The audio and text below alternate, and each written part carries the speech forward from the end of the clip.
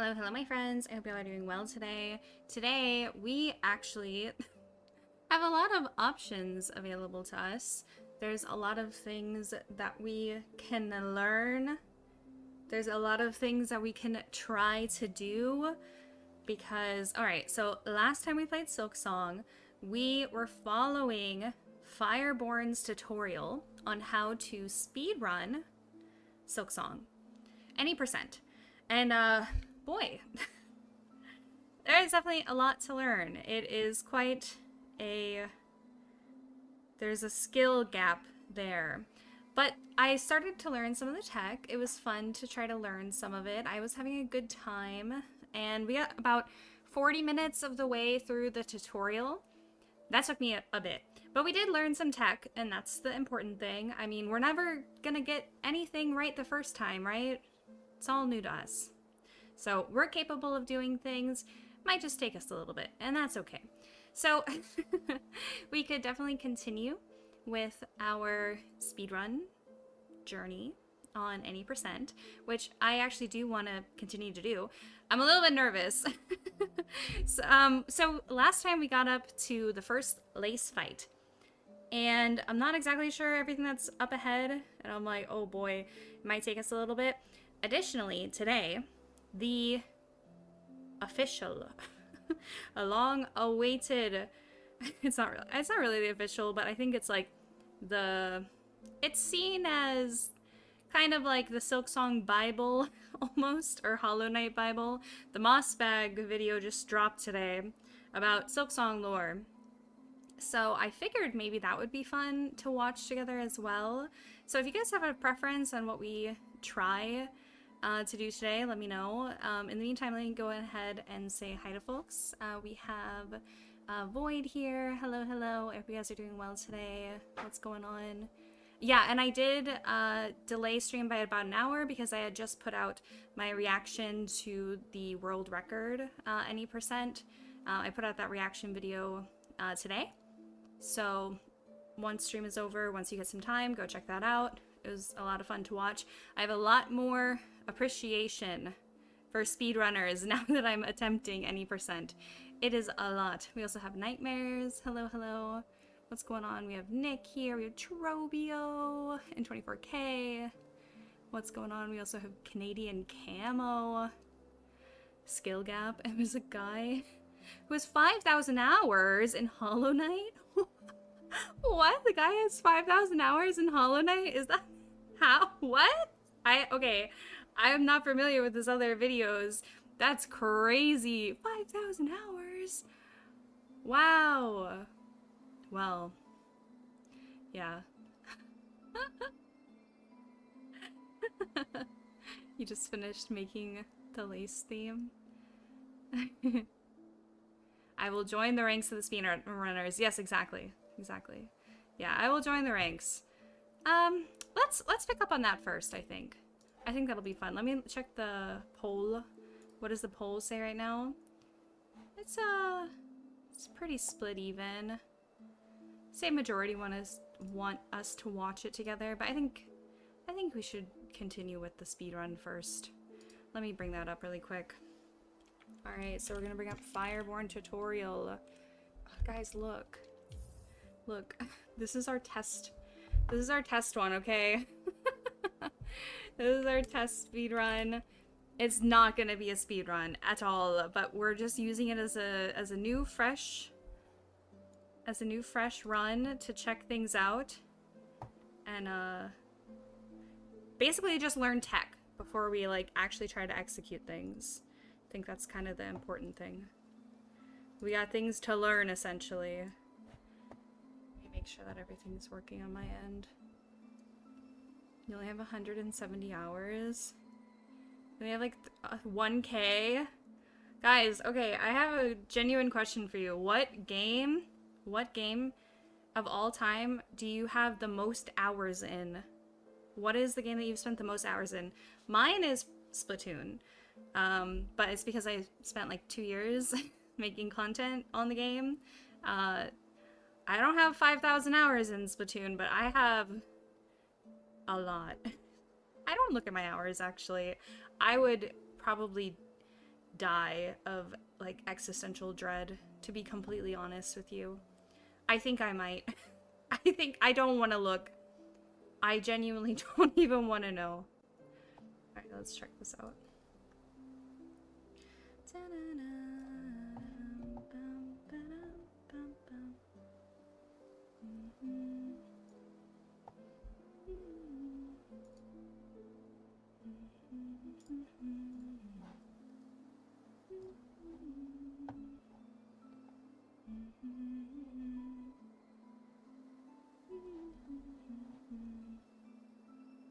Alrighty. Okay, here's the Fireborn tutorial. We're gonna swap in between practicing and learning. Lego Harry Potter? I would not have guessed. I would not have guessed. Hunter Classic? Yours is also Splatoon? Mine is over 300 hours, for sure. I definitely have over 300 hours in Splatoon. But your only regret in life is not having Silksong on PC. Yeah, I will say I kind of would like to get Silksong on PC so then I can try mods. I would like to do like a playthrough where I only play with like certain crests or something. I think that would be kind of fun. Like to do like a full playthrough of only, you know, obviously I played Reaper's Crest a lot, but like maybe I could try Architects, or what would be an interesting one? A Shaman's one would be interesting. That would be kind of cool. You need to watch this for the 5-hour speedrun. We haven't gotten there yet. This one's just any percent. We're learning the tech. We've gotten this far, up to 40 minutes, and we've gotten to the lace fight. So let's just keep going here. See what else we have to do from here. Let me know how the audio is once we continue. I've died to Lace 1 many times. Turn it In down fact, a bit. I've killed Lace and fallen into the lava. Let me know if that's okay. And died. So it happens. Anyway, once you finish Lace, we are going over here, hitting the lever, leaving, re-entering, and you will probably want to heal on that bench. If you're at 3 or more HP, you can opt not to heal, because you're... Okay. Alright, so let's follow along. We're gonna go up and through 2 far fields. Oh, I start off on the bench! No! Oh, I forget. Okay, one downside... Oh, wait. Yeah, this is the same place. For some reason, I thought that maybe I hadn't saved at that bench. I thought maybe I had saved at the other bench. Did they go up? Is that what they did? I think they did. Let me just make sure. Hitting a bench before Drifter's Cloak anyway. But we're just progressing through these rooms. Do your... So it happens. Anyway, once you finish Lace, we are going over here, hitting the lever, leaving, re-entering, and you will probably want to heal on that bench. Okay, so we're going through. If you're at 3 or more HP, you can opt not to heal. We don't need to go up. Just go across. Because you're hitting a bench before Drifter's Cloak anyway. But we're just progressing through these rooms. Do your dive dashes. Try not to fall in lava or fall into the enemies. Okay, we're just gonna cross through these 2 rooms. Also, thank you so much for subscribing. I appreciate it. Welcome, Nancy. I hope we're doing well.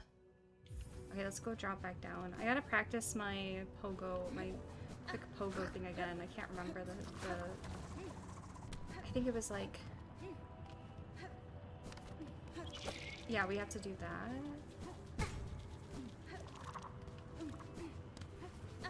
And we don't want to grip on the wall. Gripping on the wall is bad for our time. That's a time loss. And once we get... once we get into this room, this is a room where you can just hold right, and once you pass this air current, you just dash. That's all you have to do in this room, is just hold right and then dash once you get that air current.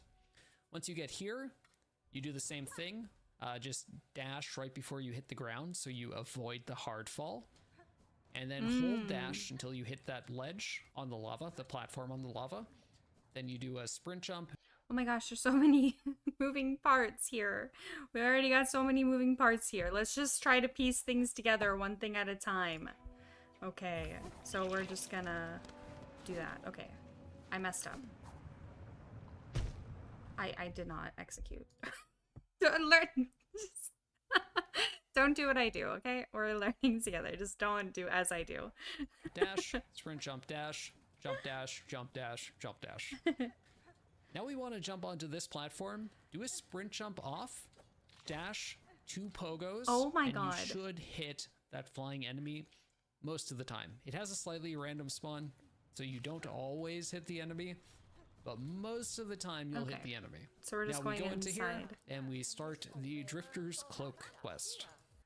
Now this specific quest, when I watched it in the speedrun, kind of blew my mind.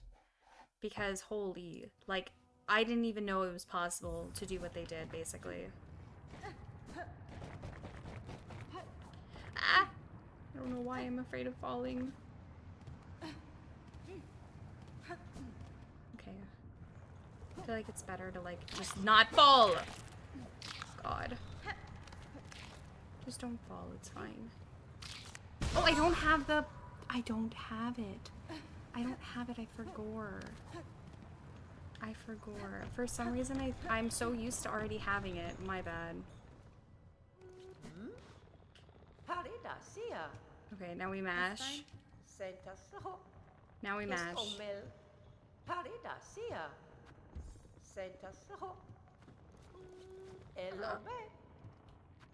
I didn't accept. That's insane.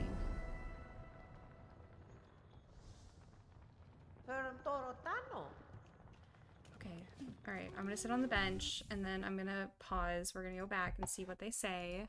After this, you'll want to sit on the bench. No, I didn't realize, basically, they have it where you can collect the needles from the little guys, like, pretty much instantaneously. When I played the first time, I took forever to pick up the needles.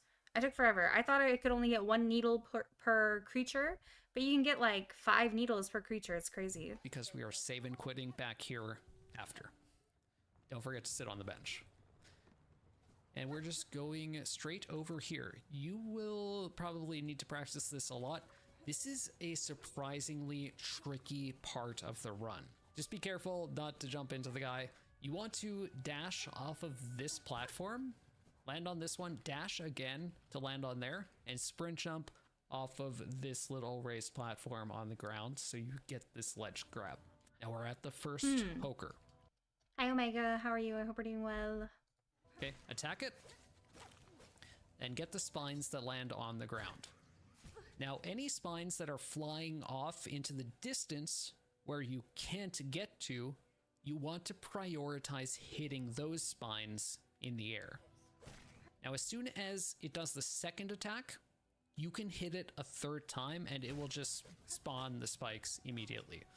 Let me kind of give you an example of that. Doing this actually properly, I'm going to heal up, set another save state, then we're going to jump up. Okay, now I prioritize the one that's shooting left because that's going to shoot way out of range. We want to get that before it goes away. I'm going to hit that one because I'm not going up to the ceiling after, and I can just get the ones that shoot into the ground very easily. Now it's done the second shot. I'm going to immediately hit it a 3rd time. The spines will spawn. I can get that one that's going up and to the left. See, like, that's insane. That's an insane amount of pins. Then we're going to this guy, immediately hit him, then kill that piece of shit because he's very annoying. Damn. Do the second hit and the immediate 3rd hit. Now, often you will be... Sorry, I just can't... He really doesn't like that guy. Spearing those on the ceiling. Oh, good luck with the shiny charm hunting. You might hunting. also want to hit those spines that hit the platform above you. It just depends on where the Hoker spawns, okay? Then we are going into this room. You can opt to Silk Spear that explosive thing instead of killing that annoying guy on the left. I recommend killing the annoying guy. It's not worth it to try and dance around him. Okay, all right. So that's what we're going to attempt to do. So we're going to go down. We're going to try to collect as many pins as possible. Apparently, kill this really annoying guy. This guy we're not a fan of. I keep forgetting about my skills. I'm so used to being able to use like double jump and my parachute. I think I have become like just absolutely... How did they do that? How did they get so... Oh, they're up there. Oh, and I can't jump up there. Ooh. Okay, we need to get this guy. How did they do that? I don't understand. How did they get so many? I feel like I'm not understanding the tech. I need to, like, practice the tech. This guy. I'm gonna practice on some more. Chicken sandwich? I wish I had a chicken sandwich. That sounds really good. I would love a chicken sandwich. Okay, let's just see what they have to say in this next room. It's very annoying. I want more people to, more of those guys to practice on. Okay, Can now break I'm them going all in to the hit air. these spines up above. I didn't see any on once the you get ground. the yellow text, you can save and quit out. I can't. Now you might need to Right? go Oh, and yeah, continue I and can. finish a fourth hoker. Ideally, you get through the hokers with just 3 of them, then you can finish the quest. But sometimes you will need to do a fourth. In fact, when you're learning, you'll often have to come back here and get this guy as well. Okay? Don't feel bad about it. I often have to do 4 hokers, but ideally you want to aim to get enough spines from the first 3 that you can just save and quit out. That is the spines quest. Once you save and quit out. Alright, sounds good, Trobio. Alrighty, let's see. Is there not? Oh, do we just like go back and forth in between that room? Is that the strat? I think that's the strat. I think we just go back and forth in between that room. And then it will respawn. Instead of like actually trying to get these guys in here. Yeah, that's what it is.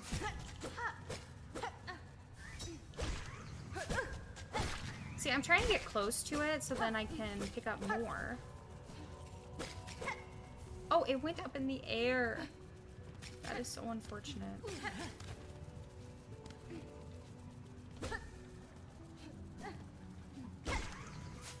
I'm kind of risking it right now. Ah! I went to just go heal. I literally just went to go heal. Whatever, it's fine. It's right here anyway.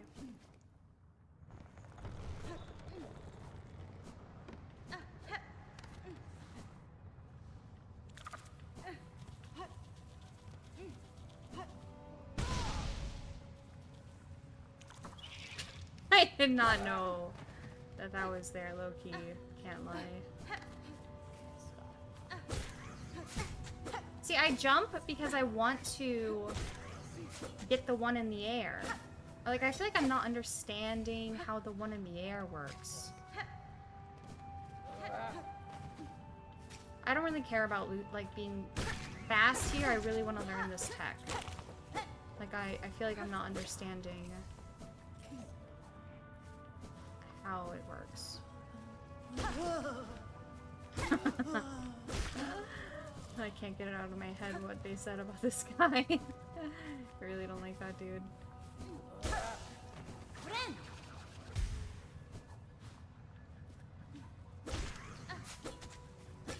I guess they hit it while it's in the air or something.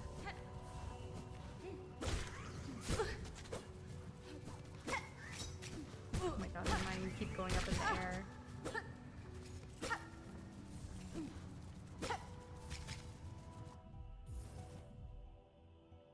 I think I need to get 20.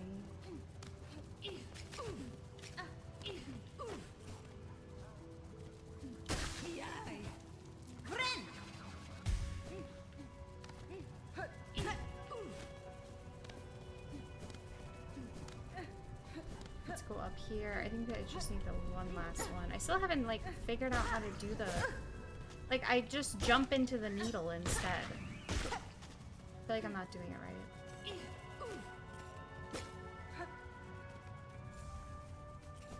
that wasn't even enough. What do you need, 25? How many do you need for the story? Hold on, let's check. Yeah, you do need... How did they do it so fast? What the heck? That's insane. How did they do it? I'm like amazed. Oh god. You're in a speedrun Hollow Knight for fun? Good luck, good luck. You got this. I genuinely am... I don't really understand how they're able to get all of those. I just want to keep practicing it.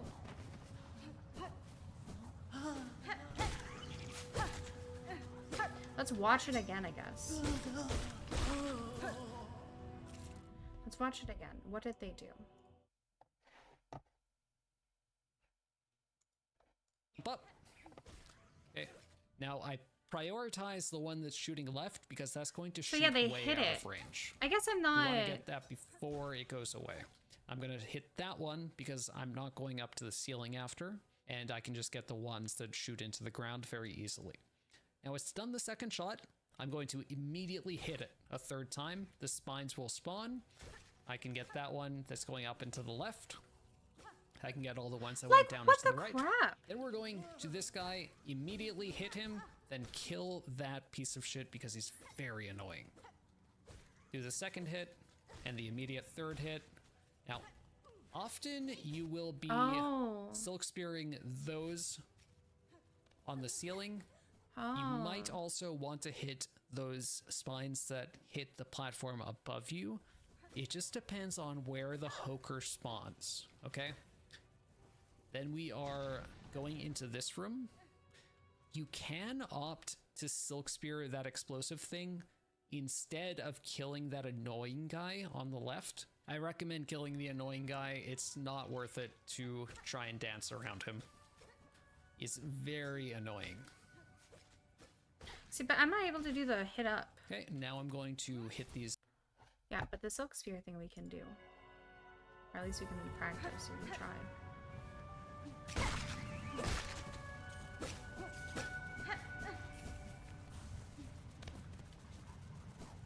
Well, I don't even see them up there.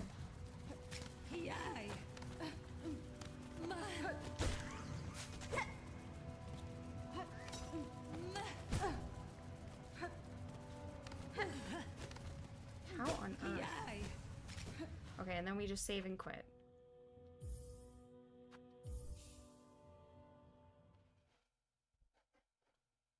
Jeez, this is so tough. Spines up above, and once you get the yellow text, you can save and quit out. Now you might need to go and continue and finish a fourth Hoker. I do a dash jump, and we are going toward the fourth chorus skip. Set a save state. The way you should start learning this, do a sprint jump over here, Drifter's Cloak up to the secret. Whoa! Up slash dash, up slash, fall down, pogo, dash. Sorry, let me try this again. Pogo, dash, so you land on this platform. It has a slightly random spawn. One that's shooting with just 3 of learning. You'll often have to come back here and get this guy as well. Okay? Don't feel bad about it. I often have to do 4 Hokers, but ideally you want to aim to get enough spines from the first 3 that you can just save and quit out. That is the spines quest. Once you save and quit out, you can just immediately finish the quest. Okay.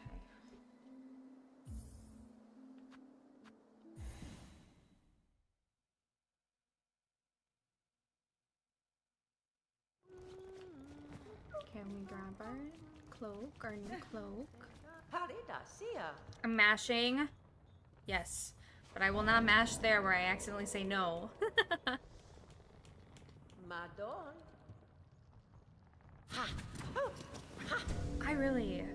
I don't know, that spines thing is like insane. I don't know how I can get, I need to like practice that more for sure.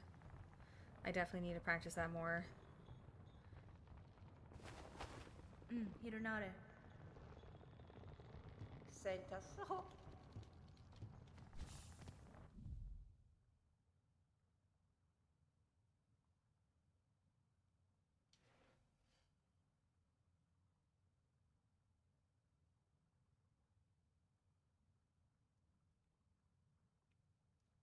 The danger pinatas have been vanquished.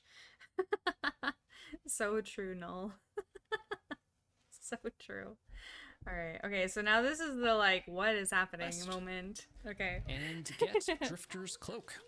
Okay, we're gonna get a few text boxes here. Oh, Then I we never dash noticed to she did left, that, like, get little more text spin. boxes. You guys noticed she Then did that we little just mash spin? That through was them. cute. You can just sprint off the left, then do a dash jump, and we are going toward the 4th chorus skip. Set a save state. The way you should start learning this, do a sprint jump over here, Drifter's Cloak up to the secret, up slash dash, up slash, fall down, pogo dash. Sorry, let me try this again. What? Pogo dash, so you land on this platform. Then we go and do the skip. There's a heal-less version and a heal version. The heal version is way easier. That's why we get the silk. Okay. I'm gonna just get to that point where they're at, and we're gonna go from there. Nesvir, Megina Fora. I'm sorry, did they also get all this dialogue?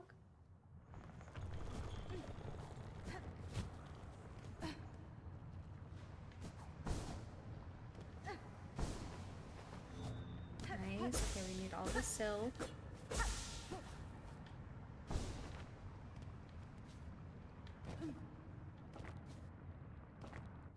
Okay.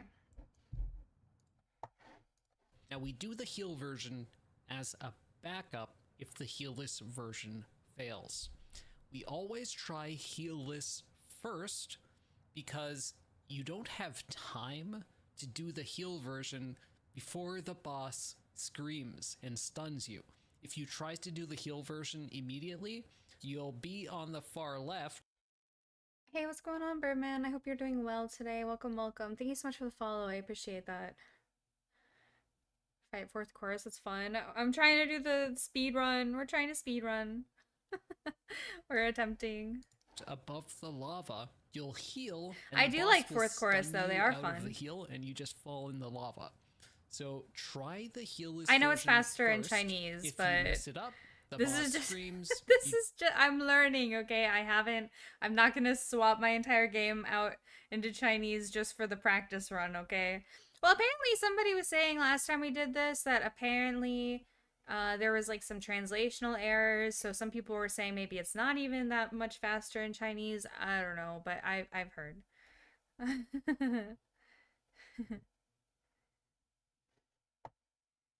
do the heal version after. Okay, let me show you the heal version first, because this is the easier version that you should really focus on getting first. Okay. Now, as a kind of visual cue, you see how these platforms are kind of separate. There's like 1, 2, 3, 4, 5, 6 platforms. Now, I saw in the world record where they literally skipped this entire fight. They didn't even, I don't even think the guy managed to get out. Platforms stand kind of roughly in between platform 1 and platform 2. You can be like a little bit to the left of the kind of in-between spot between the platforms. Then you sprint jump off. Okay? Then What? at the apex of your jump, which you can't see because you're off screen, but roughly when you feel you're at the apex of your jump, you want to do a heal, then hold A or jump after your heal to buffer a Drifter's Cloak. Oh. Then dash Drifter's Cloak again. That is how you do it, okay? And the heal What the version crap? first, Wait a because this is minute. the easier version that you should really focus on getting first. Okay? That's insane. Now, as a kind of visual cue, you see how these platforms are kind of separate. There's like 1, 2, 3, 4, 5, 6 platforms. Stand kind of roughly. I guess it makes sense. If you want to speedrun the game and you're like, I want to get out of a boss fight, and this is one of the few boss fights that do not lock you into the room. Most boss fights, like, actually just, like, lock you into the room. Walls are closed, doors are closed. I guess it would make sense for speedrunners to be like, hey, I mean, there's no doors here. Let me see if I can, like, get off screen or something. Like, what the heck? Oh my bad. In between I accidentally platform 1 double-clicked. and platform 2, you can be like a little bit to the left of the kind of in-between spot between the platforms. Then you sprint jump off. Okay? You Then sprint jump off. at the apex of your jump, which you can't see because you're off screen, but roughly when you'd feel you're at the apex of your jump, you want to do a heal, then hold A or jump after your heal to buffer a drifter's cloak. Hold Then dash A. drifter's cloak. Yeah, that's for heal, right? Then at the apex of your jump, which you can't see because you're off screen, but roughly when you'd feel you're Tomorrow- at the apex of your jump, Tomorrow we're playing Air Riders at 6 o'clock Central Time. Tomorrow, Saturday. you want to do a heal, then hold A or jump after your heal to buffer a drifter's cloak. Then dash drifter's cloak again. That is how you do it, okay? And see, it's quite lenient. It's not Okay. an insanely difficult skip to do, but you need to know the timing of when to start that heal. You'll be off screen, so like you can't see. You just have to kind of feel it out, okay? But that's how you do fourth chorus skip with a heal, okay? That's so funny to Now, me. the reason why That will never not be funny. we dash after we drifter's cloak instead of before is you want to reset your drifter's cloak. Now look at when we drifter's cloak up here. After just a second, you start accelerating downwards faster, right? So if we drifter's cloak and then we dash and drifter's cloak, we delay that acceleration. That's why we do 2 drifter's cloak instead of just dashing and doing 1, because we would accelerate down too fast. We would not make it to the ledge. That's something that's going to come up later in the run as well. Now we're going to talk heal lists. Okay, this is something you'll want to try every time. And once you start getting it in runs, once you get a feel for it, it might take a while, but once you start getting it in runs, you may want to switch to not get the silk before fourth chorus and just aim to do heal lists. It's kind of like this. Huh? What Okay. the? It's a lot easier, I find, if you do dive dash into it, because it seems to Oh my let you God. get more coyote frames. Just watch where I do this jump, okay? See, I'm doing the dive dash. I start the dive dash around here, then I continue forward, and Hornet does the jump all the way out here. So Hornet's almost off screen before she jumps, okay? And that's how you want to do it. When you see Hornet jumping all the way out here, that's how you know you've timed it correctly. That's the timing that you want. Then the timing of when you drifter's cloak. I don't think I'm not gonna attempt that one first, okay? I think we can all agree. I'm not we're not gonna be attempting that one first. Okay. Oh no, I didn't make it. Do I have to restart? Oh, I'm not gonna do the heelless anymore. Oh, let's just quit and we retry it.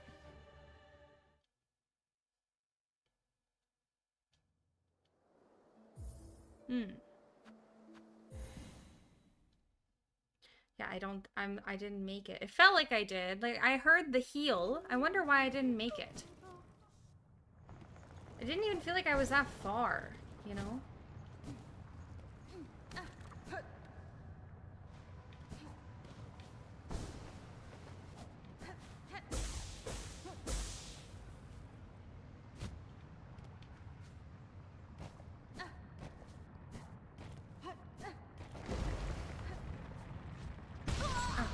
I don't know why I didn't even get my heal there.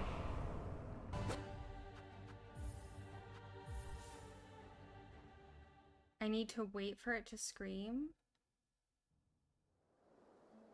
No, I haven't even hit the healed one. I haven't even hit the healed one yet. I'm trying. We're trying. I saw that and I was like, that seems out of my wheelhouse.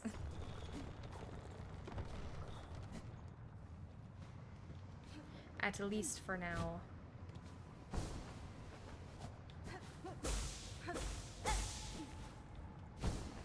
Okay, so you have to wait for the screen?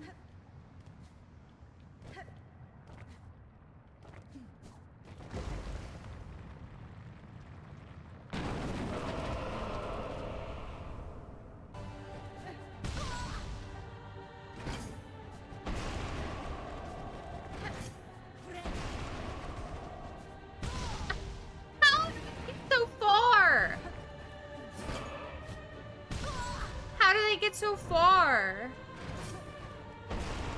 I genuinely need to know.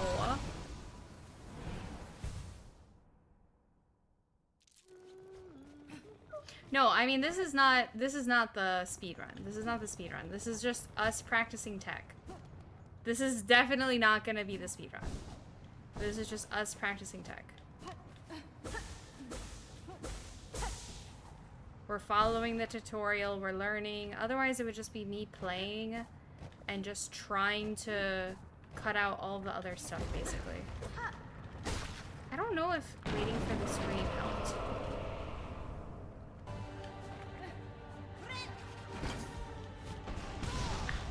I'm a little bit confused.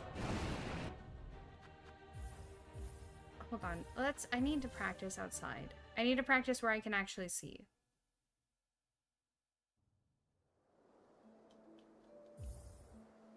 I need to practice where I can actually see.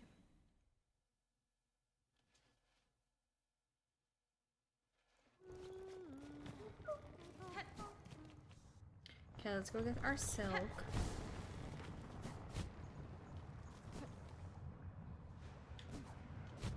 Jesus.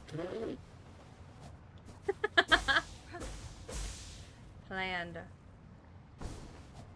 Calculated. Okay. Alright, so you run. Is that what you're doing? Was that right? Did that look right to you guys? Did that look right?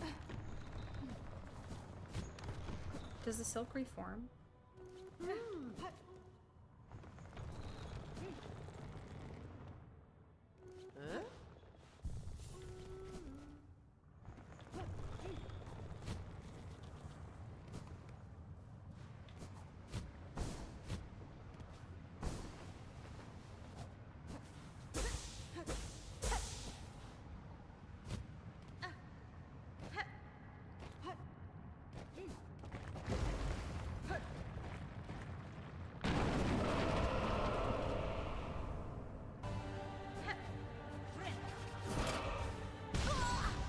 Get it. I think maybe I'm bumping my head.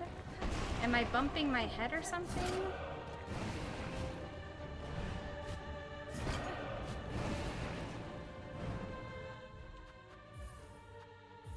Let me look at this, let's look at the YouTube poll. How is our YouTube poll doing? Jeez, this is like actually insane. How do people do this?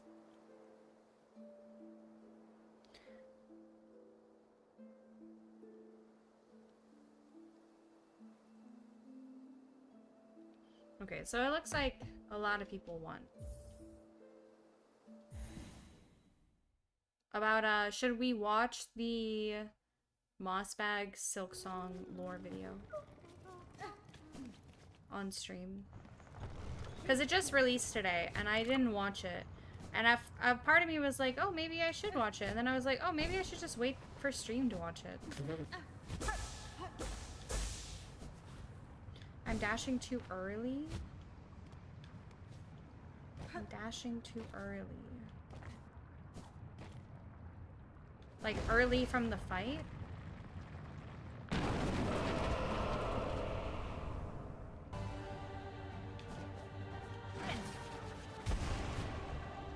Okay, wait, that was better. No, that was better. I could actually see myself. Wait, that was better. No, I think you're right. I think you're right. No, that was an improvement. Yeah, that was better. Good, good, good. Alright. Thank you for the tip. That was definitely of use. Heal, parachute, dash, parachute. Heal, parachute, dash. Okay, I don't think I've been dashing. I think I've just been, like, dropping. And I don't think that's... I don't think it's helping.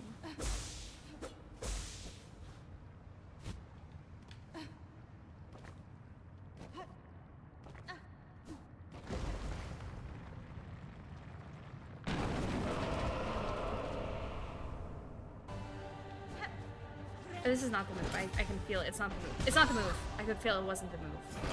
I could feel it. I could feel it in my bones. I could feel it in my bones that that was not the move. God! Okay. We gotta get, like, a counter. Gotta get a counter.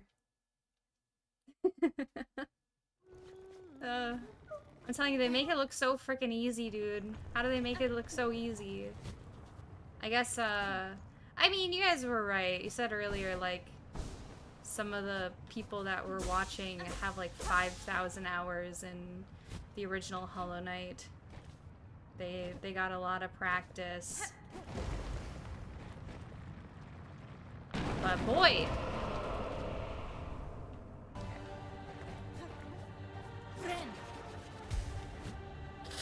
Oh, I didn't... Maybe I'm healing too... Maybe I'm like healing too... Maybe I'm healing too quickly.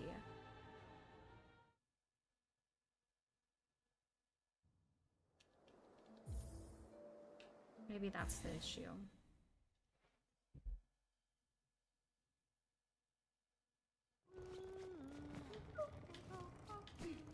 You think I'm healing too late? You really think so? I don't... Why would you say that?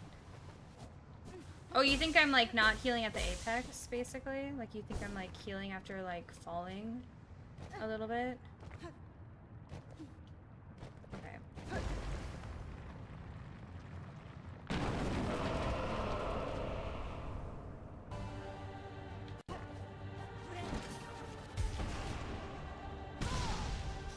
Oh, God. I wish I could just retry it over and over. This is the run back. It wouldn't be Silksong without a run back, am I right? It wouldn't be Silksong without a run back.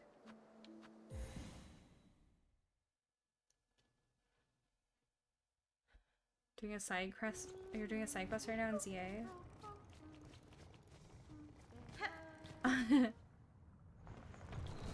The save states also really help. Yeah, that's the thing. I play on Switch, so I can't do the save states, unfortunately. I'm kind of just like working within my current means. Have you guys seen this guy's like controller that he plays with? It literally looks like a plate of Mentos.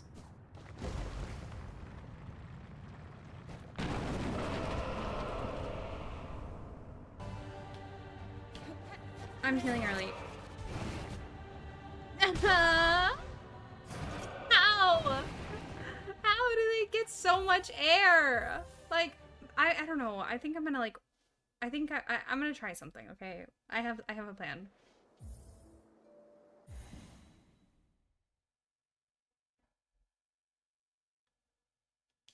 The controller I'm talking about is for the Switch 2, not what he plays with. What?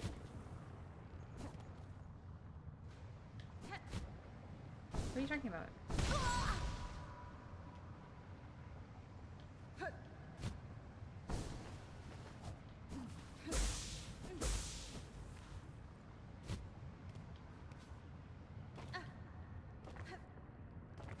Hey Alex, what's going on? I'm pretty well.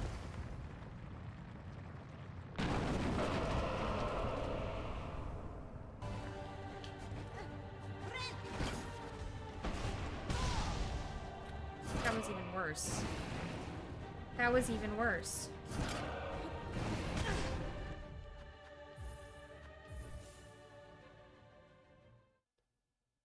was even worse.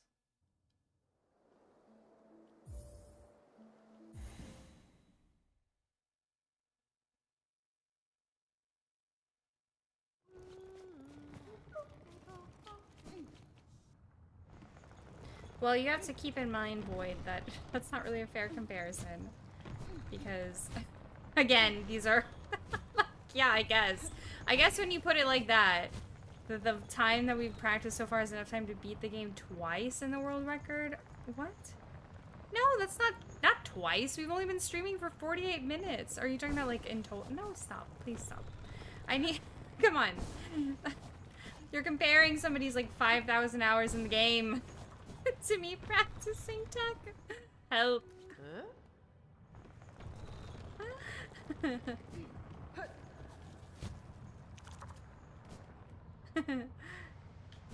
Alright, I'm determined. We're not giving up here. We're not giving up here.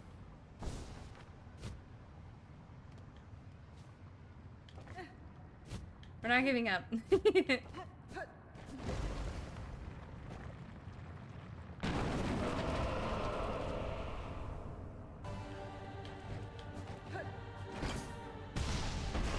Would it be helpful to see?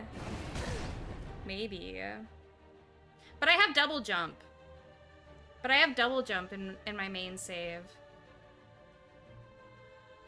Yeah, things are gonna take a while to master.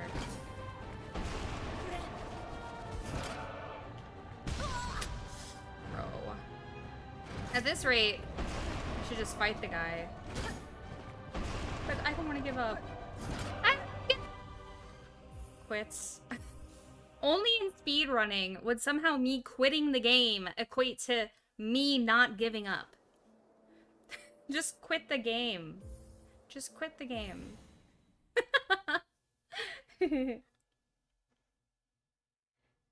Like your entire fourth entire playthrough. Oh, I see. You've already done that many playthroughs?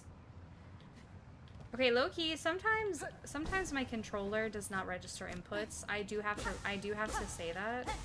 Like, what just happened there? I literally pressed the B button and it did not register. But the thing is, I did drop my controller. So, can we just keep that in mind?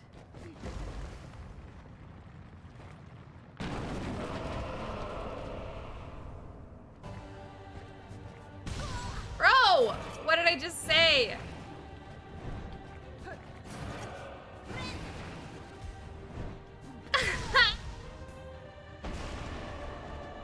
Is this a Steel Soul run? Immediately dies. No, this is not a Steel Soul run. We're basically attempting to learn speedrunning strats. I feel like once I do a speedrunning achievement, then I can attempt a Steel Soul. I don't think I should... I feel like that's putting the horse before the cart, basically. I don't think I'm ready for a Steel Soul. Steel Soul sounds painful.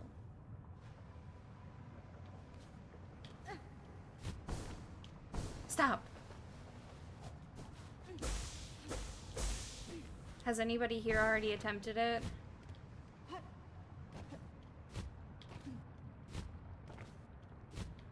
Fourth chorus is hungry for inputs. Hungry for Hornet.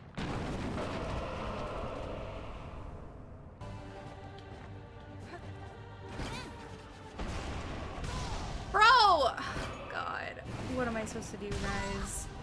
What are we doing here? This is literally so painful. Because, okay, hold on. I need to take a second. So, here's the thing. So, here's our achievements. Okay, we have a bunch of achievements. I don't have one of the true endings because I took out the Twisted Bud before, which apparently that locks me out of the ending. I also haven't finished the Hunter's Memento. This is the secret one. That one true ending. And then these are all speed running and then Steel Soul. So those are the achievements that we haven't gotten. And basically to get the speedrunner achievement, you have to complete the entire game I believe up to Grandmother Silk in under 5 hours. And then for the speedrun completion, you got 100% it. Now, in 30 hours. Now that's gonna be a long journey. I don't know, that sounds hard. And even harder, Steel Heart.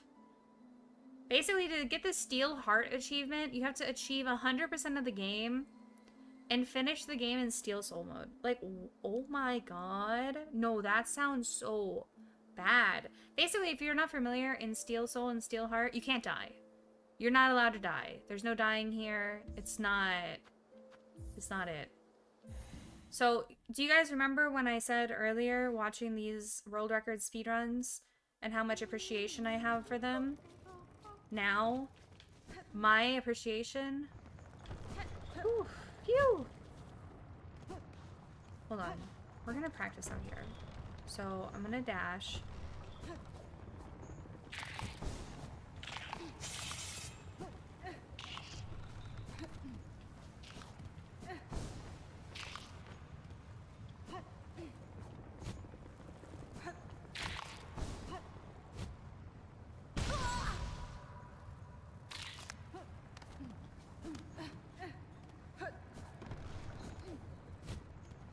Yeah, I don't think I'm dashing. I think that's my problem. I'm not dashing from the parachute.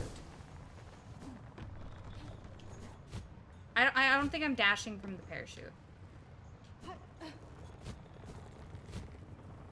No, I don't think I'm doing that. I think that's why I'm coming up short. Okay, buddy, please don't. We're dancing.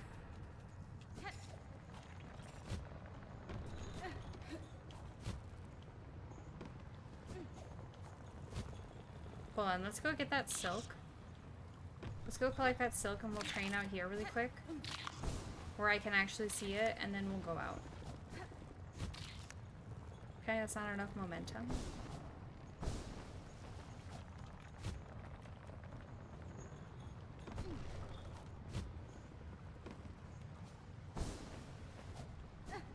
Oh wait, this is not the way.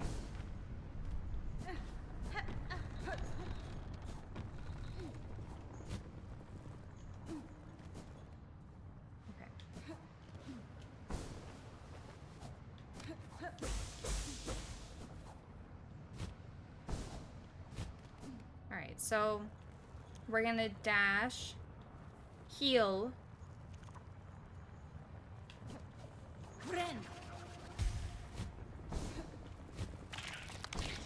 Did that look good?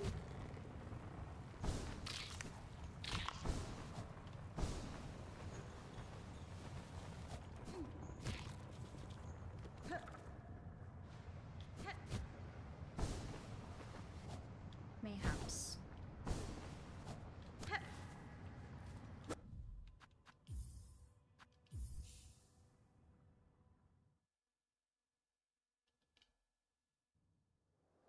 Thank you.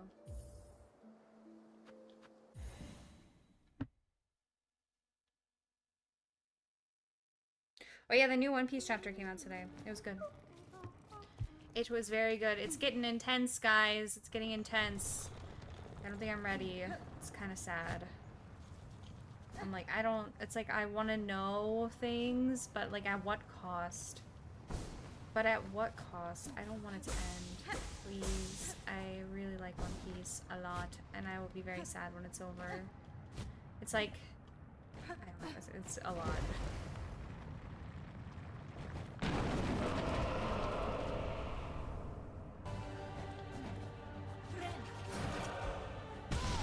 Dude, I guess I'm doing it too late.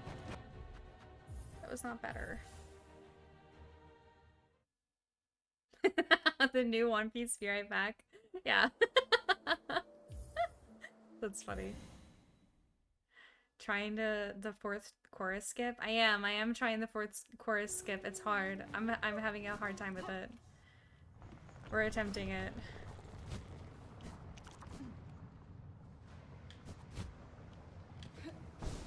I'm having a tough time with it.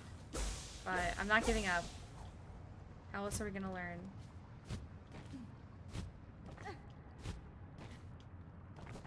It's just so hard, you're not able to see what you're doing.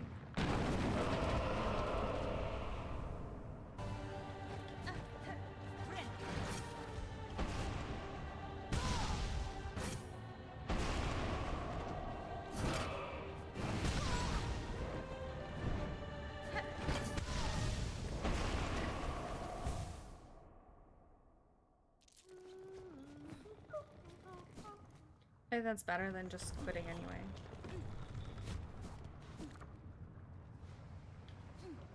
Hello, hello. You're pretty well today. What's going on?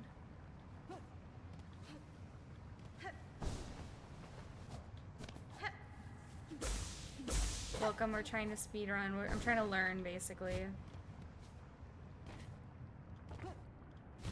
Trying to learn tech.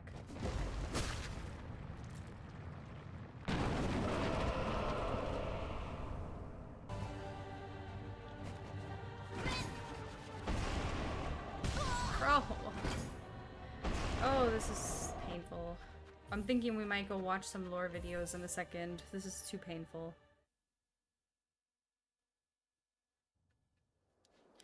You don't want this flashback to end for One Piece? It's coming to an end. It is. I think we got like 2 weeks left, maybe. Yeah, I think we got like 2 weeks left on this flashback. 3 minutes, by the way. That's how long apparently this flashback has been going on for. You've got 3 minutes.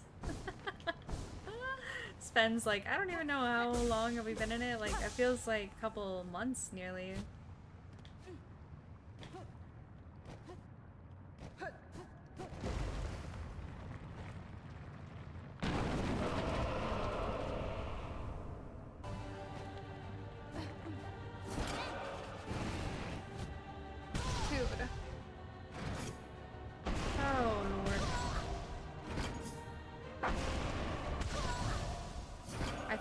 I think I will attempt it 2 more times.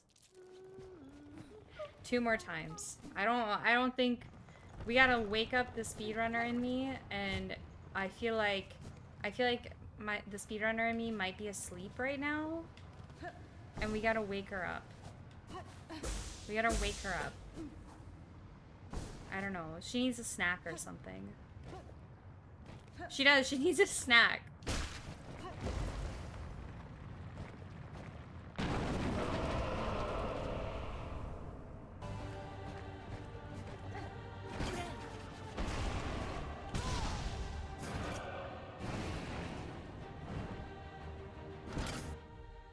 Heal dash cloak.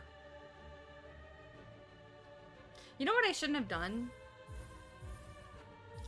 You know what I shouldn't have done? I have an idea. We're gonna have 2 attempts this time.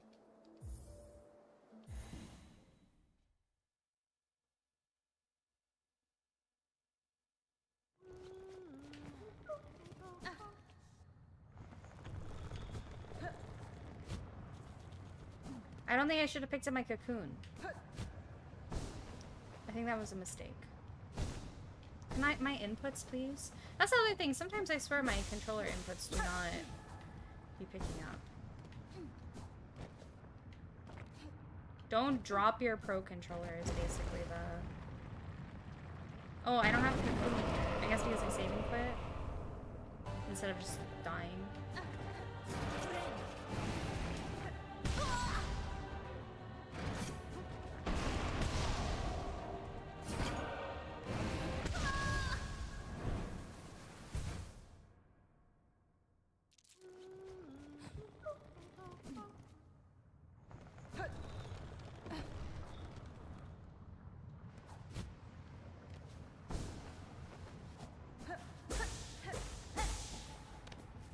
We're gonna get 2 attempts this time, because my cocoon should be there.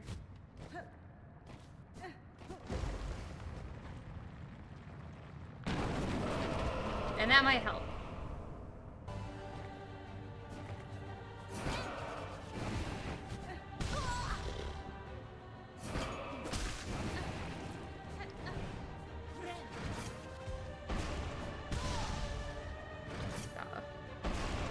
Oh my god, buddy. Buddy. Buddy. Buddy, why did you decide to house home here? Why did you decide to house home here? Huh? You couldn't have just come over like 3 more feet? Just a couple more inches maybe? Just a little bit closer? No!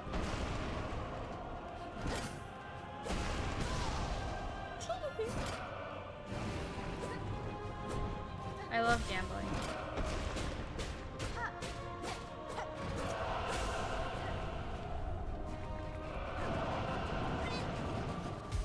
Dude, what is that? I was like right on the ground.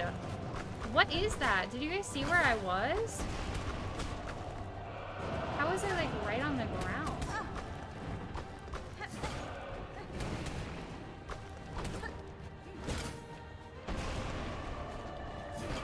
I just want the silk, bro. I just want the silk. There. Oh, but now the little platform is gone.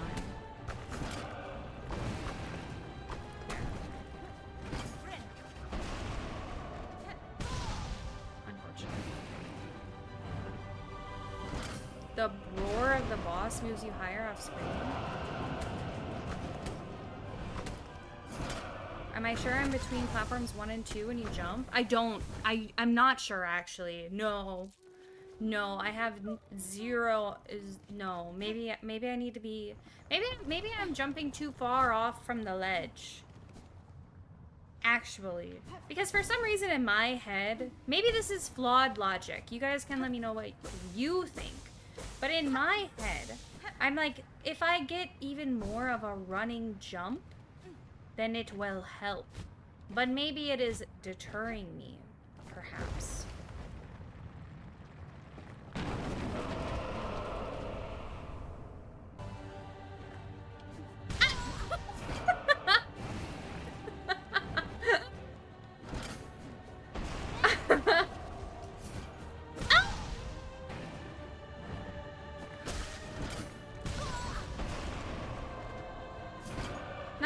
Not the maybe not.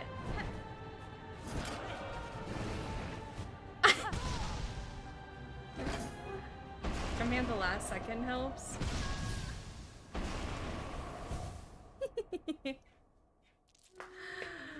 I love it. I love it. Speedrunning is so great. I love speedrunning. I love being a speedrunner. I love it so much. Speedrunning is the best.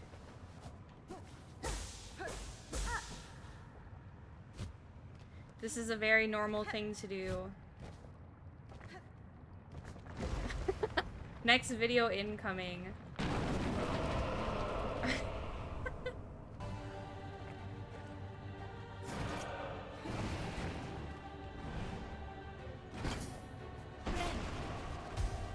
Hey, guys, that was way closer. No, that was a lot closer. We all saw that, right?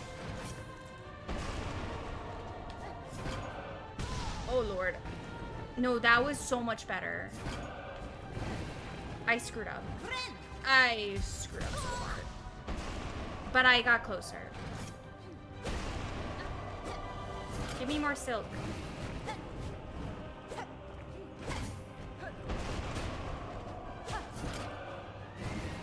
Yeah, that was really good. Thank you. I appreciate that. Because low-key, it's like, kinda, it's like tough to like just keep going when you're like, dang, I am failing. Oh, that guy just ripped me up. I think I had a couple good things going for me. I think I jumped at the appropriate time. Because what?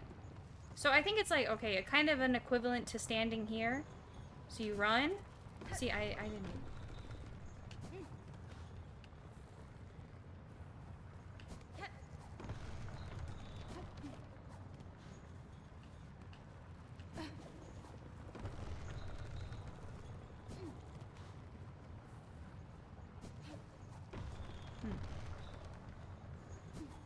Sometimes my input doesn't go in. Like there, it should have gone in.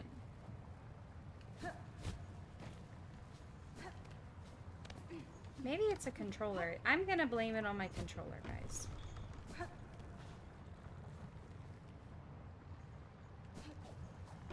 Because I think that genuinely might be an issue for me, where like I'm not getting like this thing. Heal. Cloak. Dash.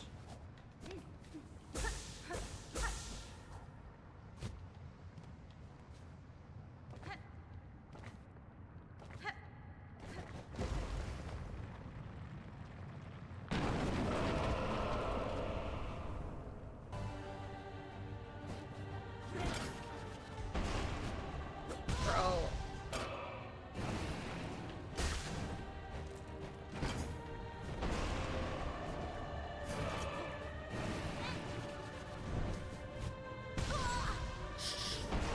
It's right there. I sensed it in my bones. I sensed it in my bones, guys.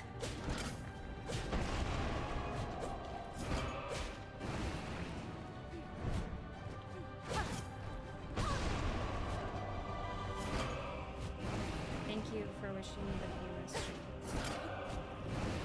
I also wish for a painless stream.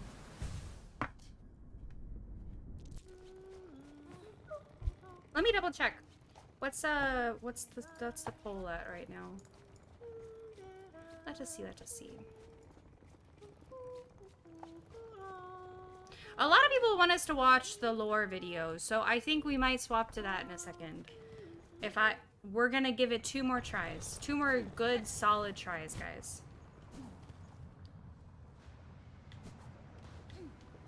And then after that, we'll watch the new Moss Bag lore video together. If I don't accomplish it. But we're gonna accomplish it, right, guys? We're gonna accomplish it.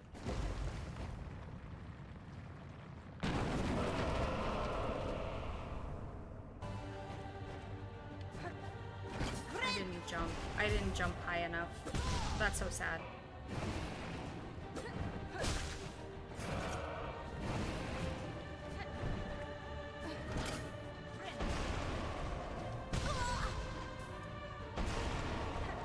Unfortunate. Unfortunate. They don't make this easy, guys. Did they make Silksong too hard? No. No, I'm just trying to do things that were not intended. I don't think this was intentional. Maybe it was. I don't know. What do you guys think? Do you guys think this was intentional? To be able to give speedrunners a way out?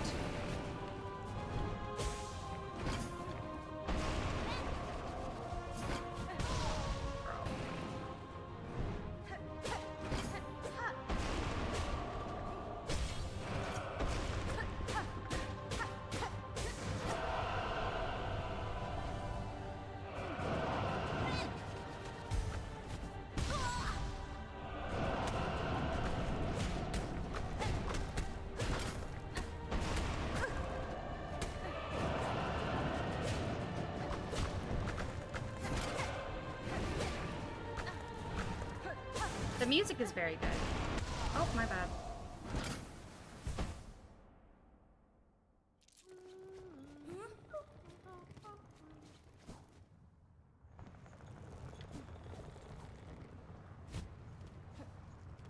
I love when she's falling from her little sprint in the air.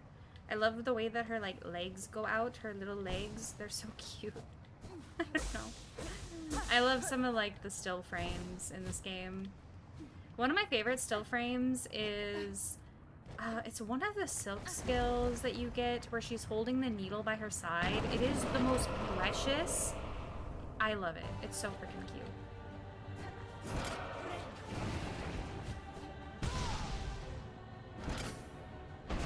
I think I'm just like, I don't know.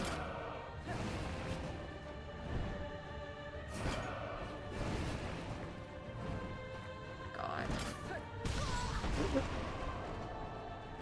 Don't do as I do. Watch as I do, but don't do as I do. Don't do as I do. All right, we're watching a lore video. Moss Bag, here we come. Moss Bag, here we come. All right. So, if you want to watch the Moss Bag Silksong lore video together, We're doing that right now. Okay. That was such a good try. Thank you. We will pick it up. We will pick it up, I swear. I'm not giving up. I'm not giving up. I just feel in my bones that I need a break. I just feel in my bones that we need a break. I need a break, actually, is what I should say. Lore time, lore time. I haven't seen this. I haven't seen this. This will be my first time watching it. I'm gonna just do it like this so then we have his name up on the video. Is this good? Is that gonna cut the video off if I do it that way? I think it should be fine. That's good, I think.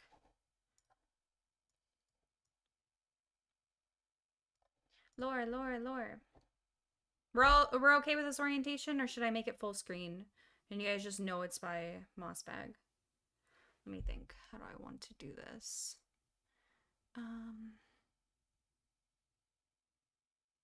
It's fine. Let's just watch it this way. Oi!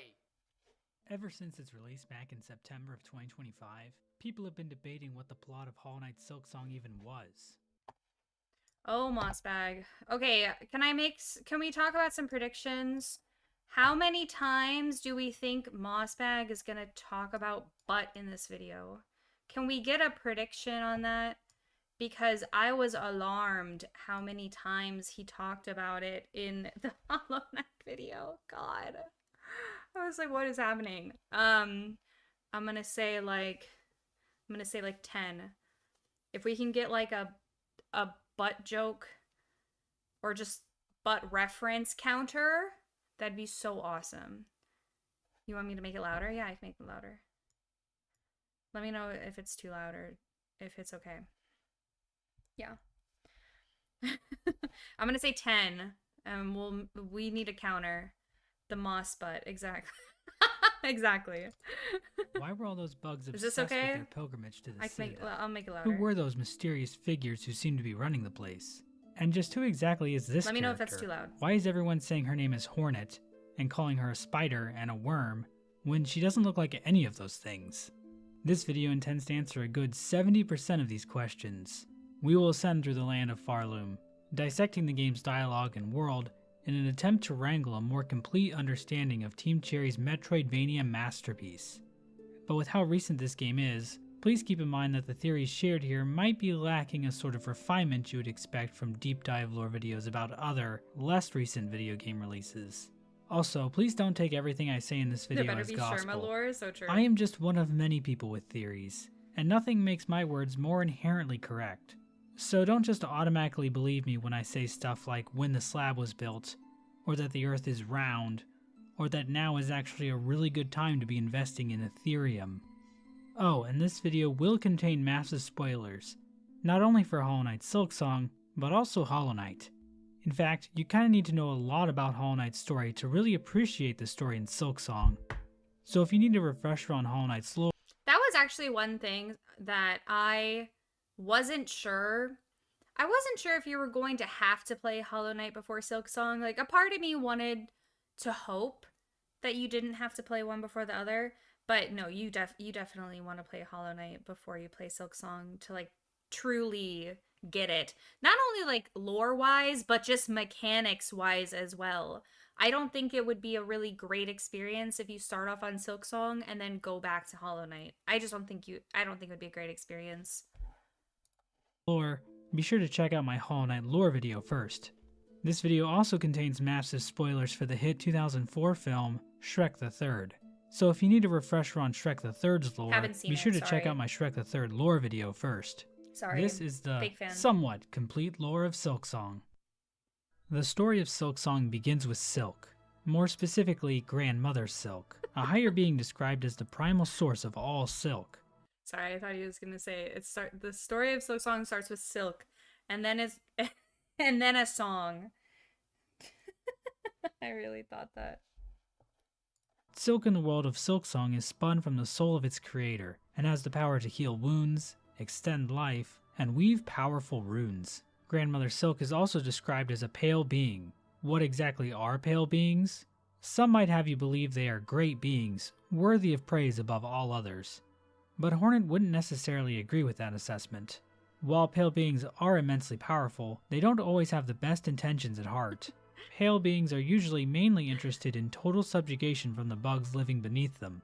Hornet, a bug who is half pale being from her father, the Pale King, explains, "Devotion or destruction, these are the only fates my kind allow." And Hornet doesn't hold the pale beings in her life in particularly high regard. She calls her father, the Pale King, a fool in the Wingsmold Hunter's journal entry, and she admonishes his wife, the White Lady, inside the Red Memory.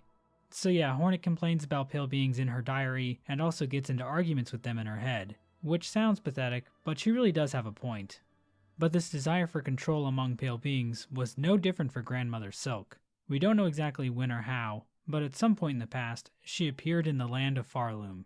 And while we don't know the exact timeline, we do know her arrival led to the decline of other nearby civilizations.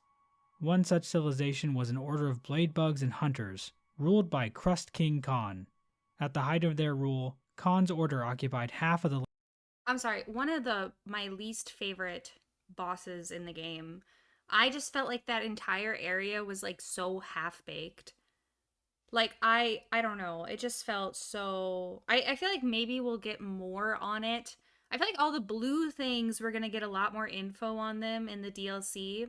Basically, Coral Tower, this entire area, and then Lifeblood. I feel like those are the things that we're going to get DLC on. I just felt like he was kind of like the worst boss so far.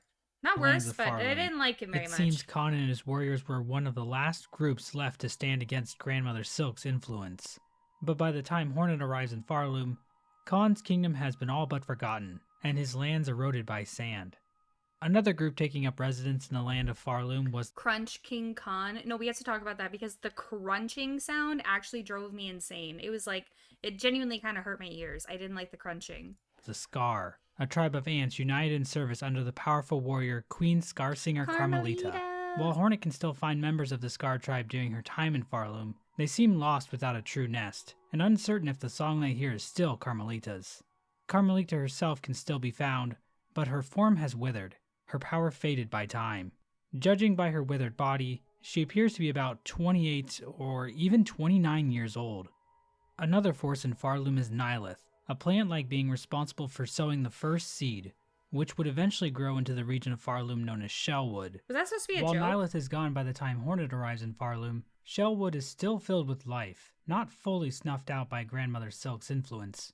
On the eastern border of Farloom was the land of Verdania, home to twin princes. In a bid to avoid destruction by Grandmother Silk's kingdom, one of the princes gave his life as tribute. But these actions proved futile, as Verdania fell to ruin anyway, leaving the land as nothing but barren caverns by the time Hornet finds them. In addition to these different groups within Farloom, there was also a town far above on the surface. When Hornet visits this town in-game, however, it is completely abandoned. Playing her needle in near one of the few remaining corpses reveals the following dialogue. Friends seduced. Sweet promises whispered. The weaving ones beckon. It seems the residents of this town were drawn down into Farloom by the actions of the Weavers, Grandmother Silk's spider children. Much like their mother, these spiders could produce powerful silk from within their shells, and they even devised various tools and charms as well. One thing really quickly I need to say about the unnamed town, I actually thought that the unnamed town would eventually lead. Basically, I thought that we were going to be able to go to Hollow Nest, either from the surface, from the unnamed town, or I thought it was going to be like on the right of the map. Basically, I had seen a tweet before I finished the game that was kind of like alluding to Hollow Nest being just to the right of the Silksong map of Farloom. And when I saw that tweet, I immediately like swiped out. I was like, oh my god, did I just see a spoiler? And so like for a long time, I thought that I had been spoiled. Like I genuinely thought I had been spoiled, but it was just an artist concept of the map. It wasn't even real. It wasn't even real. So I thought when we got up to the unnamed town, I would be able to walk over to Farloom, and it was just no. It was just a dead end and a little story and a memento. And I was like, dang. No, I really thought that I had been spoiled. I really thought. Well, Hornet herself is the child of one of these weavers, Hera the Beast. As for why Hera looks so different from the rest of the weavers, the game never really explains. She's just a weaver that doesn't look like a weaver, similar to how there are humans who just don't look like humans. Either way, I didn't want to pause it there. I did see somebody speculating that the reason why Hera doesn't look like other weavers is because she is a mother. Oh, thank you so much for Flagman. Thank you so much for becoming a member. Let's go. 1 full year now. Is it really a whole year? Holy crap. Oh, that's okay. I understand.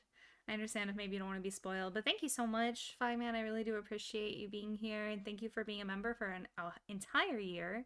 That is really, really kind, and it really does mean a lot to me. So thank you. Thank you, thank you. Oh, I appreciate you saying that. So I had seen some speculation about why Hera's body was so different from the rest of the weavers, and people were saying, I saw some people speculating that it's because she's a mother, and that it is so hard. Thank you so much for the follow.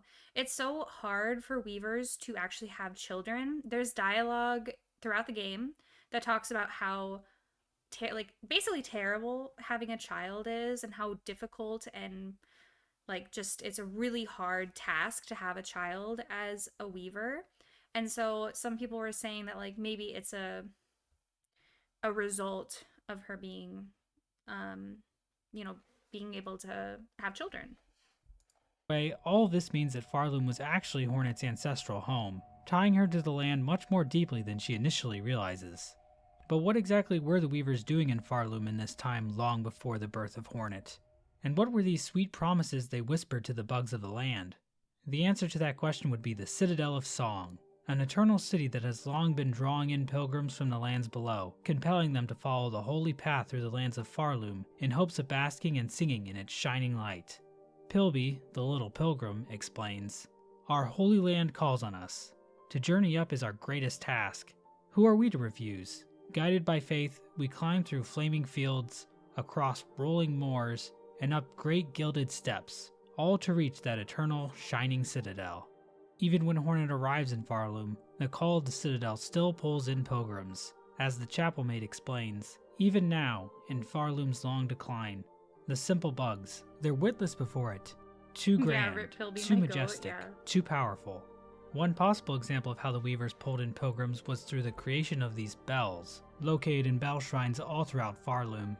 When Hornet rings one in Songclave, the caretaker admonishes her, saying, "That bell is rung out far and wide. The wretched and the lost will have heard its call. They'll be making their way here now." This exact same bell design can be found near a workbench in Weavenest Atla, indicating that these bells were designed by the weavers, possibly as a tool to help draw pilgrims to the holy path to the Citadel. Bugs arriving at the Citadel of Song were tasked. You know what? That's actually interesting.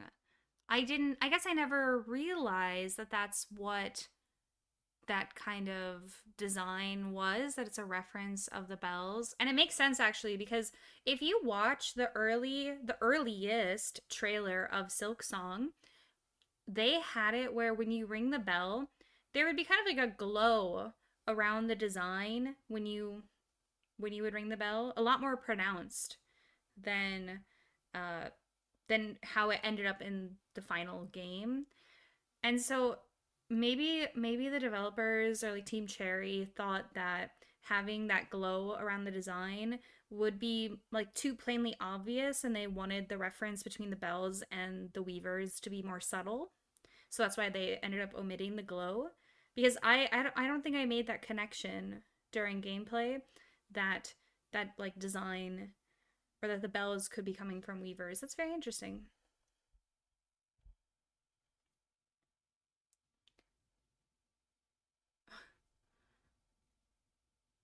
Well, the game got frustrating for you. I understand. Yeah, Silksong can definitely be a bit of a rage-inducing game, but it is very fun. And if you decide to pick it up again, I hope you have fun. Just be patient with yourself. It's a journey. It's a journey. The Citadel is a spider web. Asked to join the Holy Song. Deep within the Whispering Vaults, Hornet can find Pious Isamor, a giant statue of a pilgrim. While some of Isamor's dialogue is fractured, it seems to be telling pilgrims arriving at the Citadel that their true service can now commence. that service being to raise their voices in song. Pilgrims arriving at the Citadel could become members of the choir. Devoted members could even rise to the ranks of chorister, reed, and grand reed. They all joined in to see the Citadel's holy song sustained. But I love that little guy. This little guy who's like waving. He's so freaking cute. He's like waving. He's like, hi. Hey, everybody. But hidden beneath the beauty of the Citadel is a cruel system of subjugation designed to trap bugs into a life of endless toil. As Hornet explains, these poor bugs, all are victim of the Citadel and its insidious attraction. This place draws them up into its maw, only to consume them utterly. A good example of this can be found in the Underworks. Bugs are forced to work down there in inhumane conditions, being forced to spend what little rosaries they have every single time they want to rest at a bench. There's a rosary-operated Capitalism. confessional for bugs to use, but the message it gives is automated and tells the bugs that their sin must be cleansed by working harder. We can see this mindset internalized by Loam, a bug endlessly running on a treadmill, believing that the Citadel will eventually reward him for his hard work. Me The cannot saddest rest. character. Us works, and Citadel breeds, and them's above do sing, and all is right. And when us works enough, them sees it. Them sees it, and us gets us holy reward. Hornet can actually help Loam work by running on a nearby treadmill. After 45 seconds or This so broke of my running, heart. a single rosary might pop out of the device, further illustrating how the faith of these bugs is exploited for labor. Oh, Another example of a it's bug so fully heartbreaking. buying into the Citadel's religion is the Old Penitent.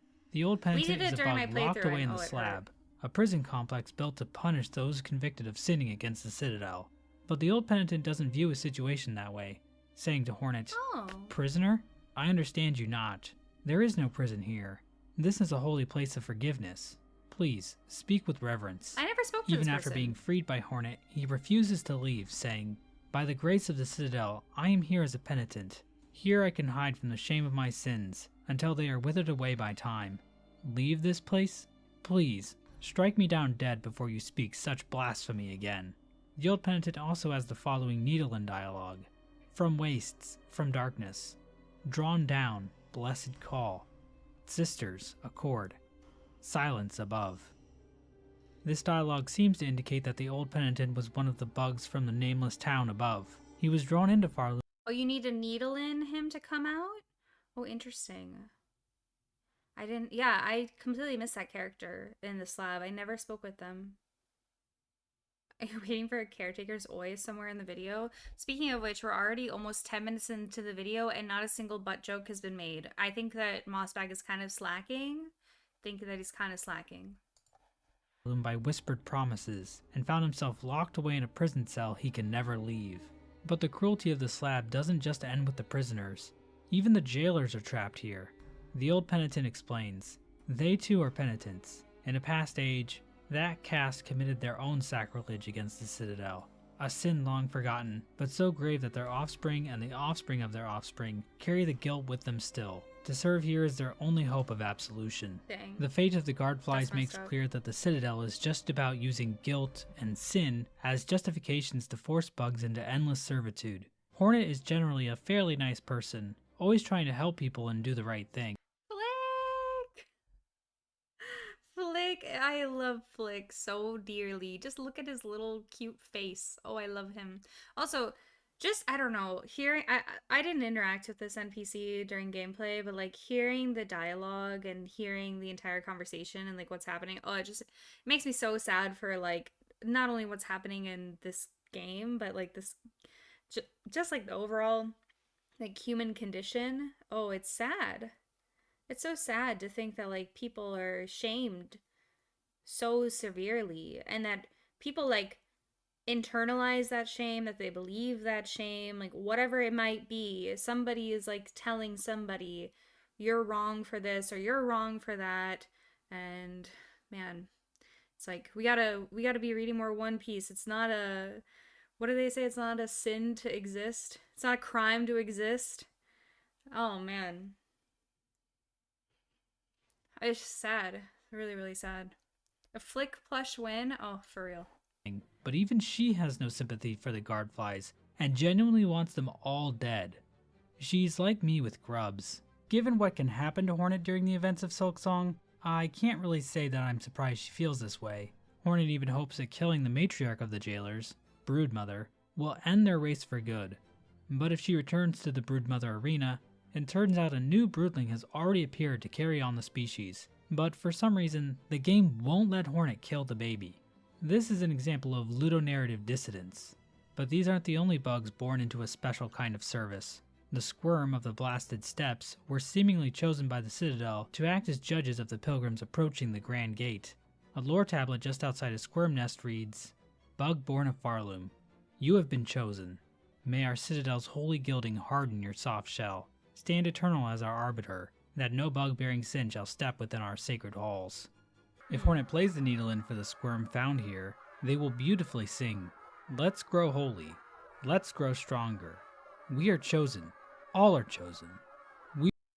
I don't think I ever interacted with the Squirm, actually.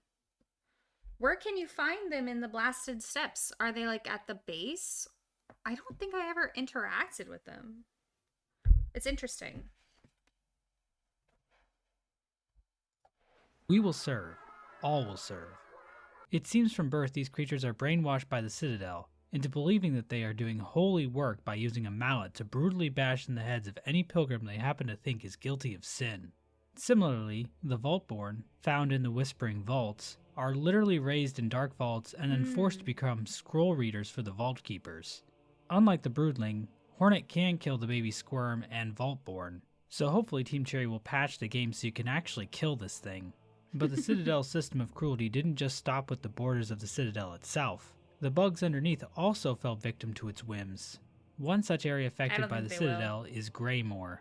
According to Krull and Benjin, the two best characters in the game, Greymore used to grow all sorts of food, but at some point the Citadel ordered these bugs to instead dedicate themselves to catching the silk dregs that drifted down from the Citadel and re-spool them.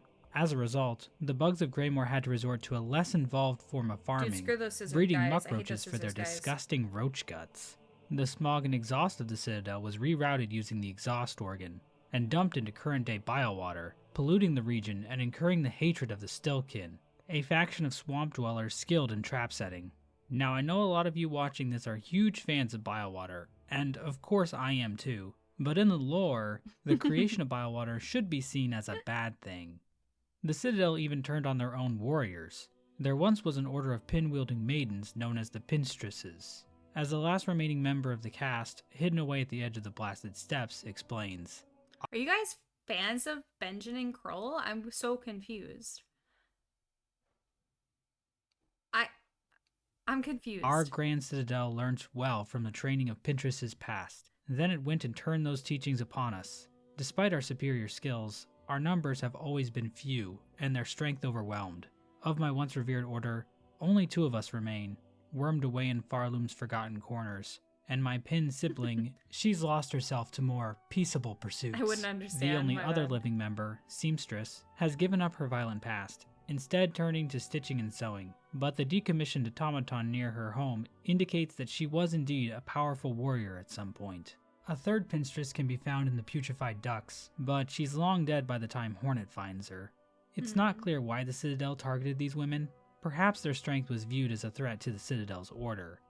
I guess I never put 2 and 2 together that, because this area that they show in Biowater, that's where you can get the Wreath of Purity to be able to like ward off the muck maggots. I guess I never realized that they were once Pinstress as well, or Seamstress as well. That's interesting.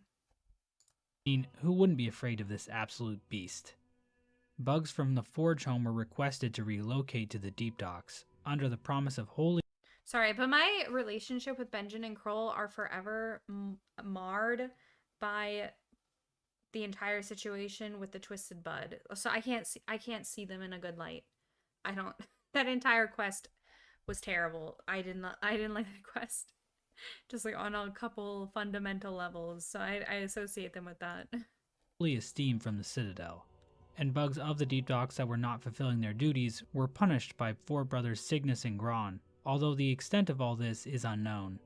The Citadel demanded everything they possibly could of these bugs, even trying to deny them death itself. A bulletin board located in a Ventrica station reads, "Due to unacceptably high injury and unsanctioned deaths, Ventrica travel shall henceforth be denied to all. For Farloom Eternal, a bug who serves must never die." The Citadel doesn't want its bugs to die, not out of any concern for the bugs themselves, but because dead bugs can't serve the Citadel. All of the Citadel's cruelty was in service to continuing its song eternally. But what exactly is this song the Citadel is making pilgrims sing? And what does any of this have to do with Grandmother Silk? None of these pilgrims even mention her.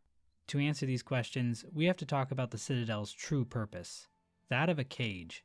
Maskmaker explains this for us in no uncertain terms. At one point, Hornet can say to him, "You speak of the Citadel. Its former function has failed, but I can still sense its purpose, some. It is church and cage both."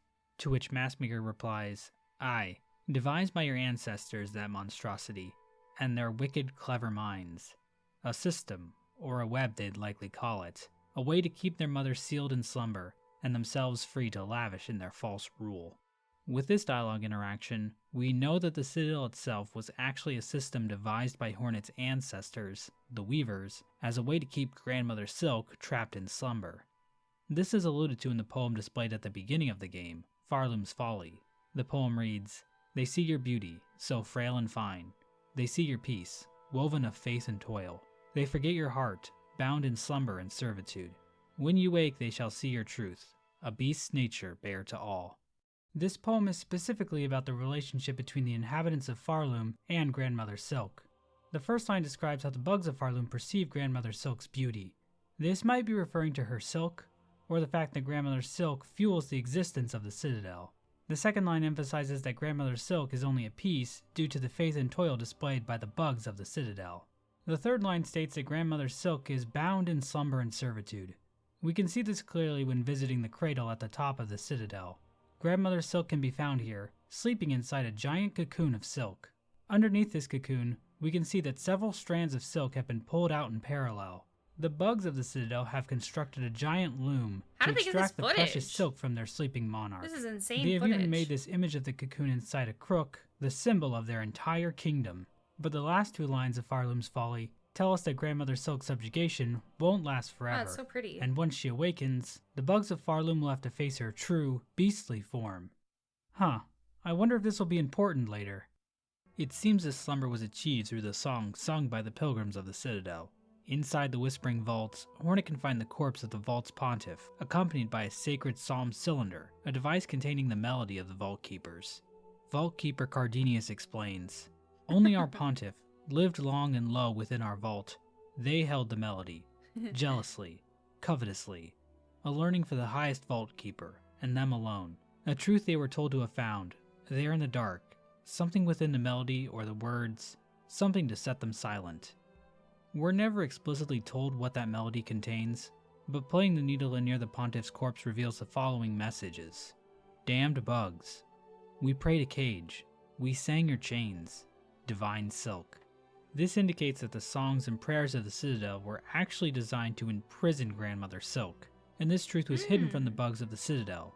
This appears to be corroborated by the Weaver lore tablet located near the Weaver corpse spire in Moss Home, which reads, What? "Sister, spider, husk bound to moss, watch over these bugs born low, raised up by fervor fostered, born and caught within our web unknowing." The pilgrims weren't even aware of Grandmother Silk's existence. Instead, it was the Weavers that were seen as holy. Weaver effigies found throughout the land show that the pilgrims prayed to the Weavers, viewing them as graceful, blessed, and even divine. Even by the time Hornet arrives in Farloom, massive burial spires dedicated to the Weaver corpses can still be found, with plaques built by the pilgrims stating that they offer song to the Weavers eternal. Even some of the inhabitants of the Citadel hold deference to Hornet, referring to her as a first child. But why exactly did the Weavers turn on Grandmother Silk in the first place? Was she just a really callous and cruel monarch, similar to Lord Farquaad in the 2001 hit film Shrek 1? Our best glimpse into what life looked like for the Weavers while living under Grandmother Silk is from the memory of Widow, the only Weaver still alive in Farloom by the start of the game. After defeating her, we see a memory of the Weavers playing harps as Grandmother Silk watches over them. The following dialogue then appears on screen. "For her light, eternal, our song sustains."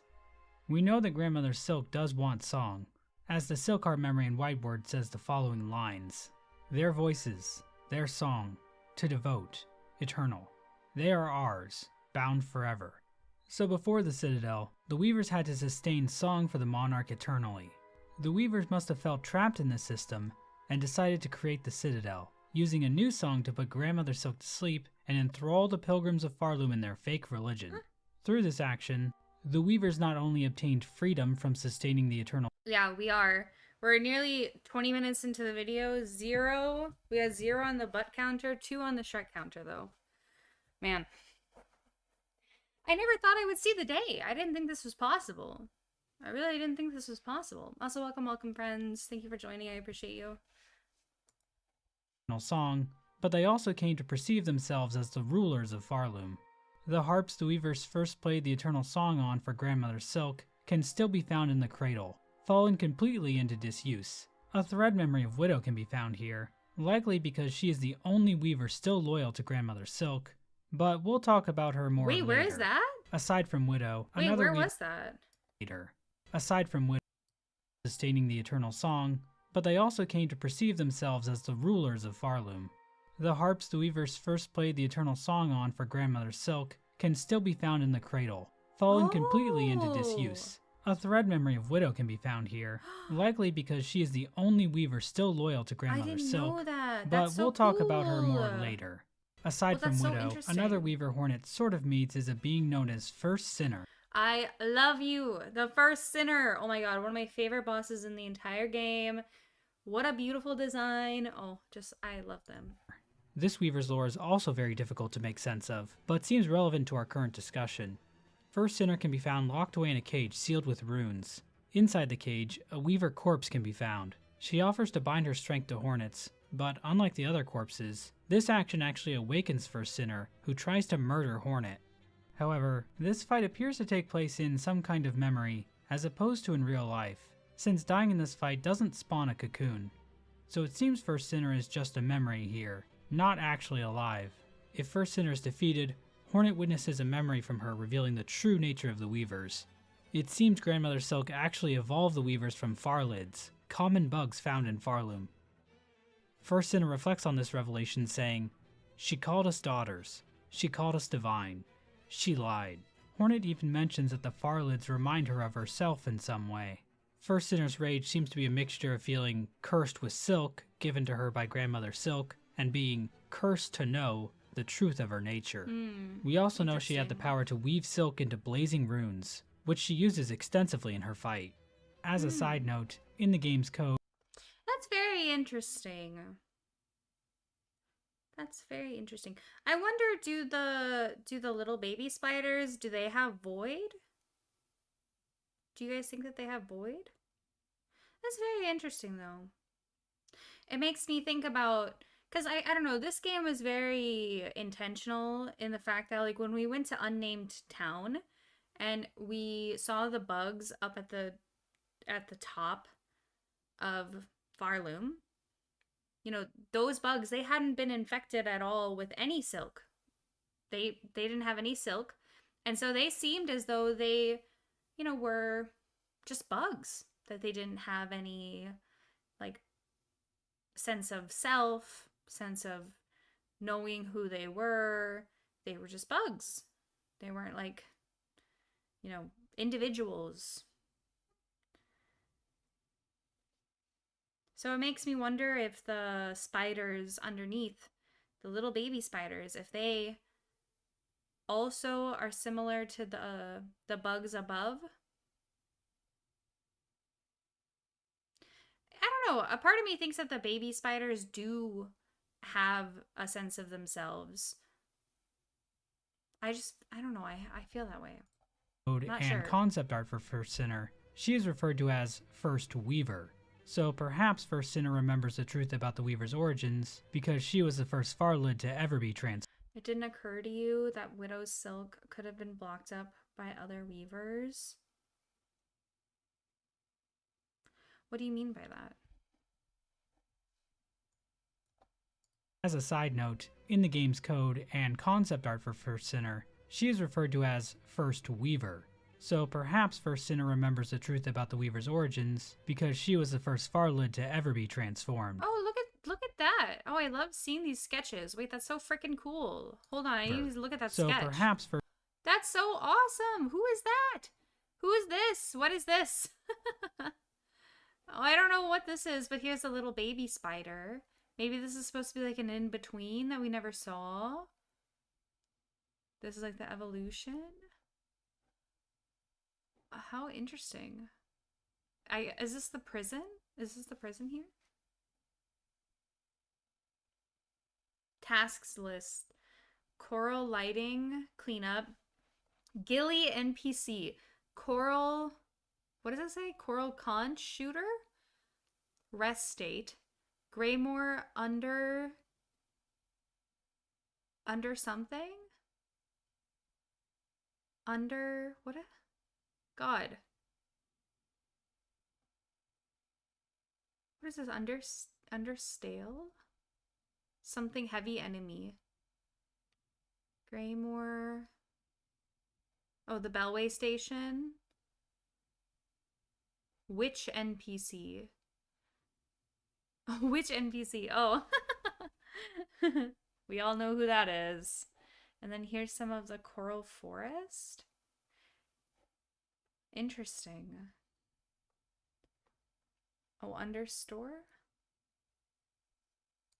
First Sinner remembers the truth about the Weaver's origins I because love she was the these. first I wanna see Farlid more to of ever be these. These are so transformed. cool. So why was First Sinner locked up? The tablet placed over the cage says the following. Penitent, first of the first, guilty of the sin of apostasy, penance by constriction, absolution denied. One possibility is that First Sinner is the catalyst that set off the Weavers turning against Grandmother Yeah, Silk. I can see that. Perhaps she was imprisoned by Grandmother Silk for calling her a liar and revealing her secret, and this convinced the other Weavers to turn on her too. At one point, First Sinner mentions, "Our Silk, our rage," perhaps implying that she led the first resistance group against Grandmother Silk. This interpretation gives us a good motive for why the Weavers turned on Grandmother Silk, but I have a few issues with it. We are told the Citadel was devised by the Weavers, and describing First Sinner as a penitent feels very much in line with the Citadel. They are the ones who came up with the entire Faith and Toil system, not Grandmother Silk.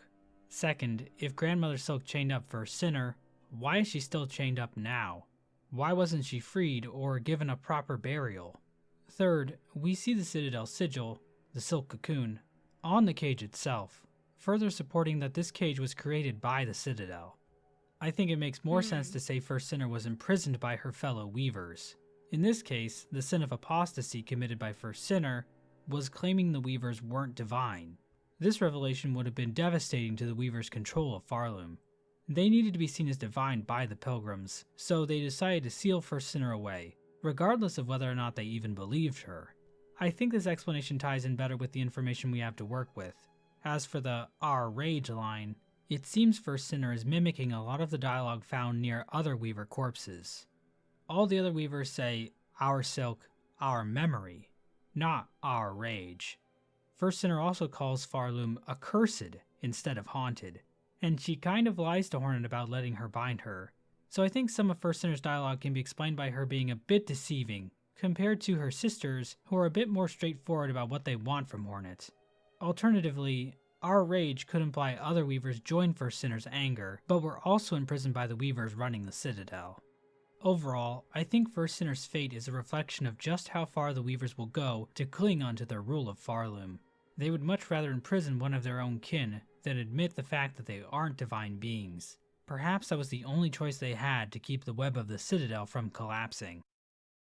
Regardless, it seems the Weavers' reign over the Citadel was not destined to last. We know at some point control of the Citadel was handed over to the Citadel bugs. Conductor Balador tells us this explicitly when he says, "The mantle of rule, claimed greedily from Farloom's fading first children, those bitter Weavers. It was yoke, not crown." In Balador's possession is a rune harp, an ancient Weaver recording instrument containing the last words of the Weavers, which reads, "Sisters, spiders, the burden is past. These simple bugs shall bear it in full. Never to cease, never to silence. We shall die and wait and pray that one may come of silken strength enough to weave us free." This record and Baldor's comments tell us that running the Citadel was a difficult task, and at some point the Weavers decided to flee Farloom. In the lower lands of Farloom, Hornet can find strange gates barring access to various weave nests. In these weave nests, it seems the Weavers schemed against Grandmother Silk. In Weave Nest Atla in Moss Grotto, Hornet can find a lore tablet that reads, "This low her gaze escaped. Prepare, sisters, weave hope anew, that we might break free this accursed So, hold on, I have a question. So what is it exactly that they think that Grandmother Silk is lying about, specifically?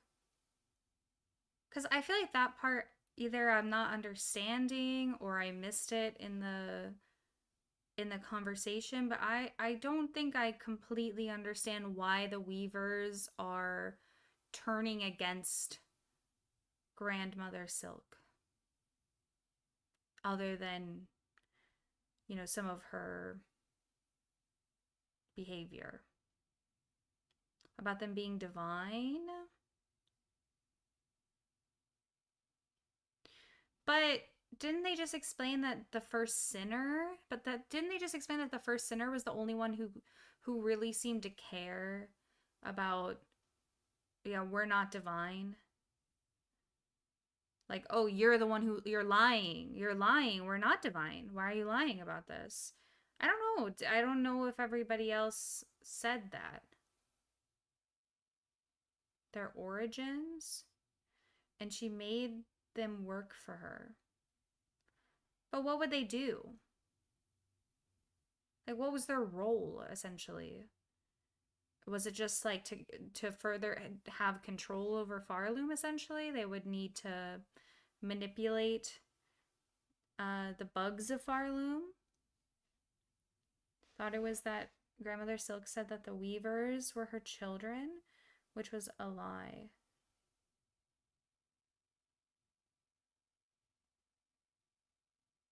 Go back in the video. Where?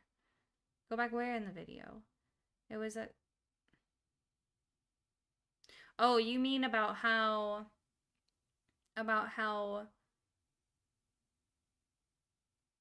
like I guess, yeah, she gave them knowledge. They weren't originally in that form. I see. I think that makes sense. That makes sense now. I'll go back a little bit though. But yeah, I guess that makes sense because, yeah,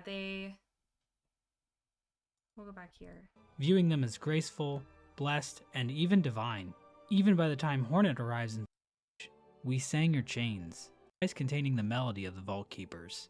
Vault Keeper Cardenius explains, "Only our pontiff lived long and low within our vault. They held the melody, jealously, covetously, a learning for the highest Vault Keeper, and them alone. A truth they were told to have found, there in the dark, something within the melody or the words, something to set them silent. We're never explicitly told what that melody contains, but playing the needle in near the pontiff's corpse reveals the following messages. Damned bugs. We prayed a cage. We sang your chains. Divine silk." This indicates that the songs and prayers of the Citadel were actually designed to imprison Grandmother Silk, and this truth was hidden from the bugs of the Citadel. This appears to be corroborated by the Weaver lore tablet located near the Weaver corpse spire in Moss Home, which reads, "Sister, spider, husk bound to moss, watch over these bugs born low, raised up by fervor fostered, born and caught within our web unknowing." The pilgrims weren't even aware of Grandmother Silk's existence. Instead, it was the Weavers that were seen as holy. Weaver effigies found throughout the land show that the pilgrims prayed to the Weavers, viewing them as graceful, blessed, and even divine. Even by the time Hornet arrives in Farloom, massive burial spires dedicated to the Weaver corpses can still be found, with plaques built by the pilgrims stating that they offer song to the Weavers eternal. Even some of the inhabitants of the Citadel hold deference to Hornet, referring to her as a first child.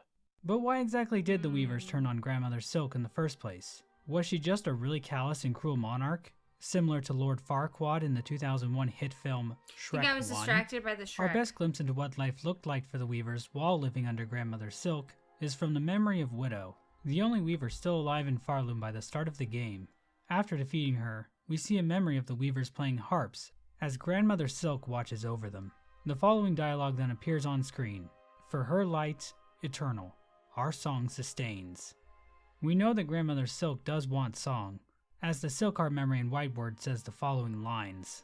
Their voices, their song, to devote, eternal. They are ours, bound forever. So before the Citadel, the Weavers had to sustain song for the Monarch eternally. The Weavers must have felt trapped in this system and decided to create the Citadel, using a new song to put Grandmother Silk to sleep and enthrall the pilgrims of Farloom in their fake religion.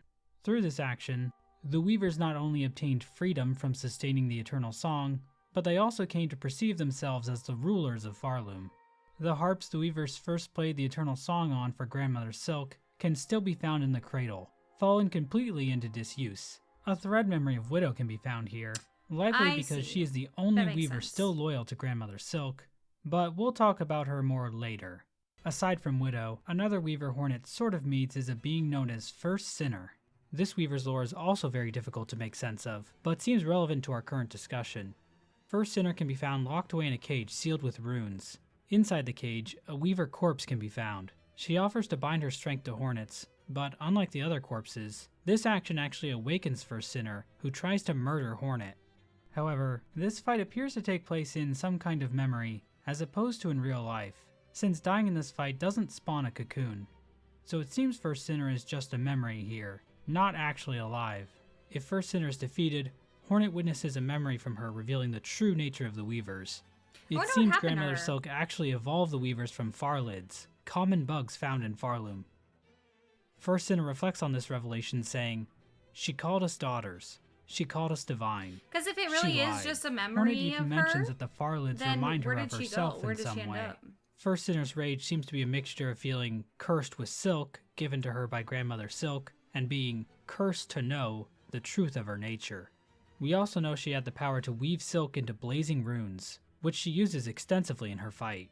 As a side note, in the game's code and concept art for First Sinner, she is referred to as First Weaver, so perhaps First Sinner remembers the truth about the Weaver's origins because she was the first Farlid to ever be transformed.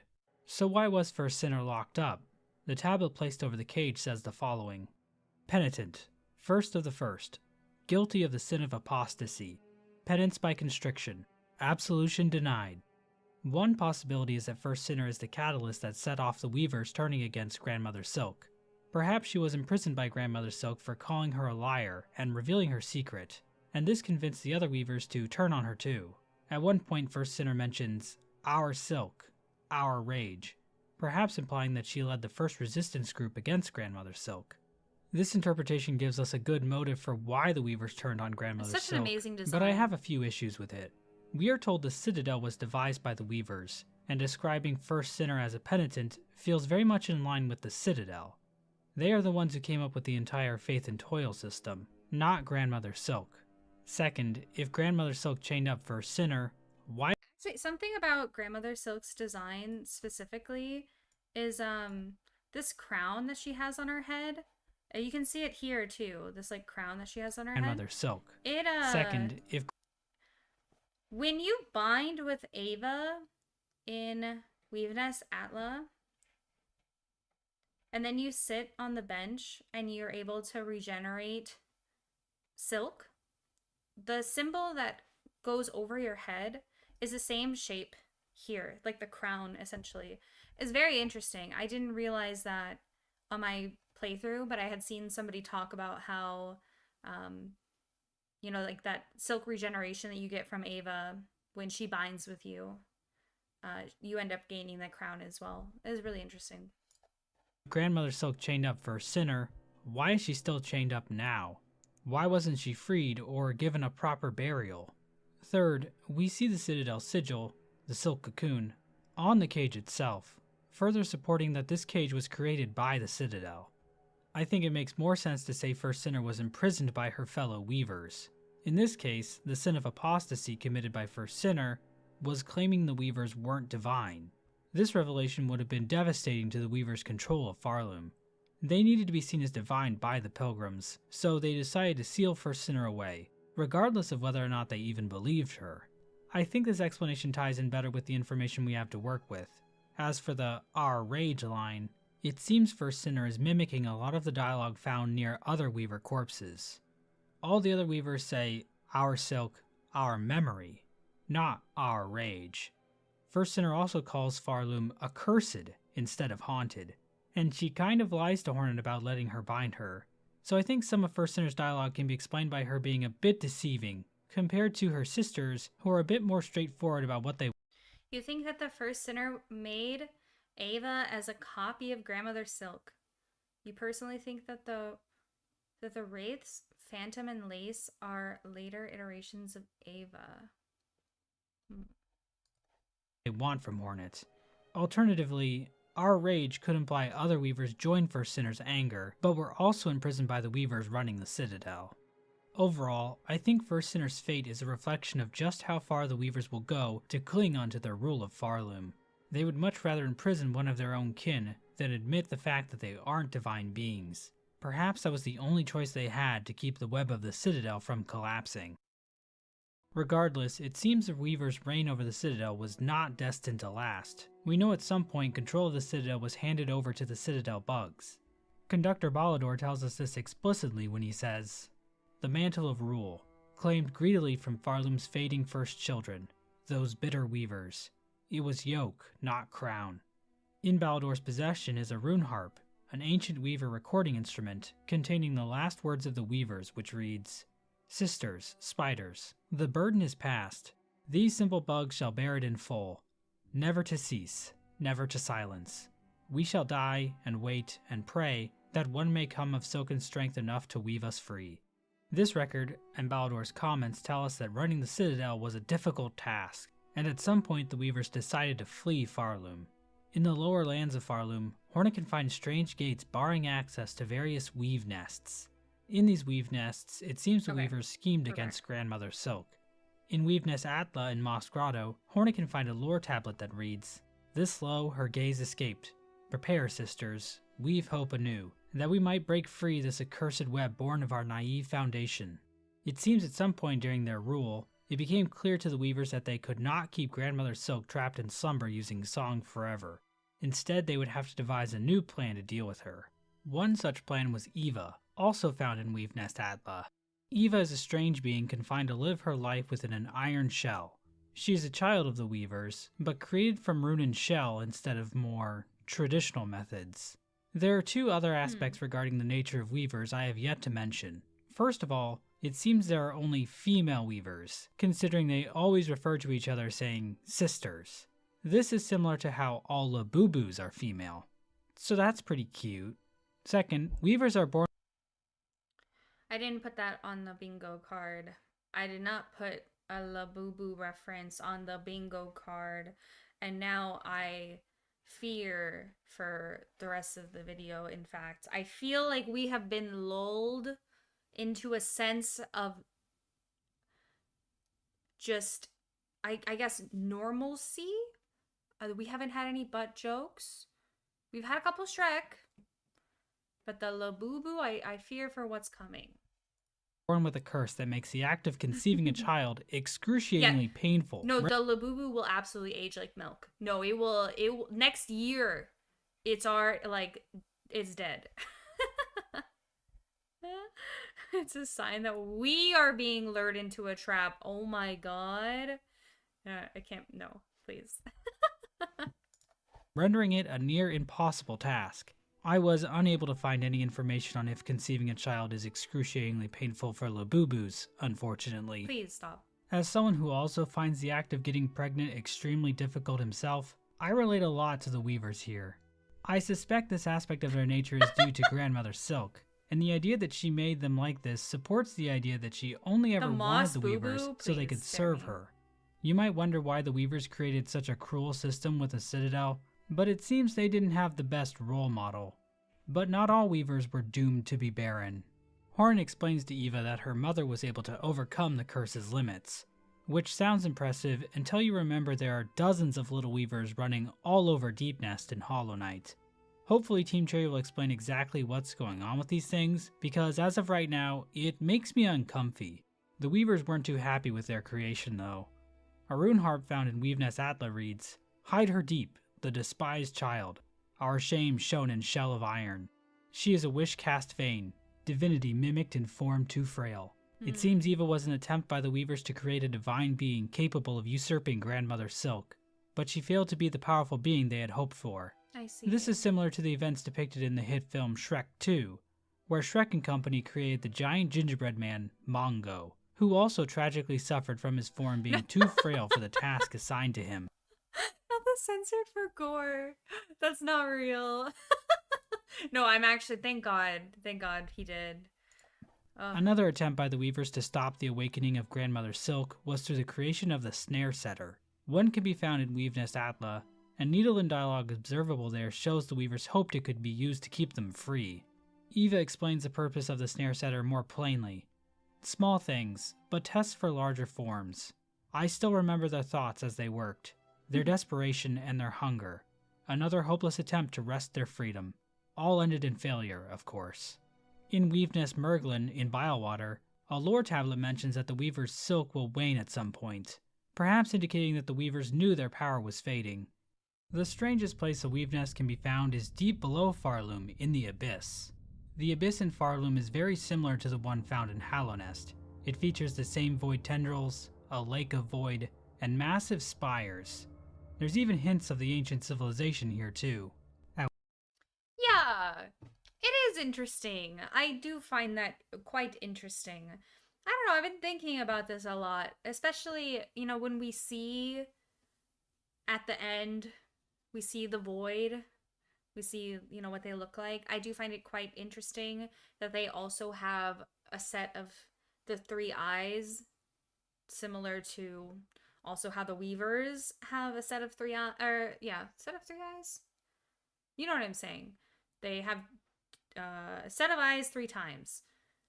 And I'm like, And then the fact that, there is a weave nest in the Abyss, I don't know, it just seems a little bit suspicious to me. At one point, Hornet refers to the void as being below all things, perhaps indicating that no matter where you are in the world of Hollow Knight, if you go down far enough, you'll find the Abyss. In Weavenest Absalom, there is evidence of the Weavers researching the void. A rune depicting the void tendrils can be found, and it seems the Weavers were able to collect void within glass jars. But it doesn't seem like the Weavers went much further with any of their void experiments, as nothing here seems to have been used against Grandmother Silk at all. In fact, it doesn't seem like any of these traps or mechanisms worked. The only thing left the Weavers could do was flee. In Weavenest Syndril in Farfields, hidden in a secret room, Hornet can find a map depicting pathways out of Farloom. The nearby runeharp reads, "Flee, sisters. Flee until your strength exhausts. So far you may escape at last her silken sight. To start anew, to sustain, free of web and service eternal." So to briefly summarize, it seems at some point during their rule, the Weavers realized they couldn't keep Grandmother Silk in slumber indefinitely. Whether that was because they weren't bringing in enough pilgrims, or because of their own waning silk, or because 90% of the bugs in this kingdom can't sing for shit, it was clear something had to be done. How dare you? How dare you put Pavo on blast like that? Here, hold on a second, guys. I just need to close my windows. It's getting dark out. I don't like when people are able to see inside my place when it's so dark. It gets so dark so early. God.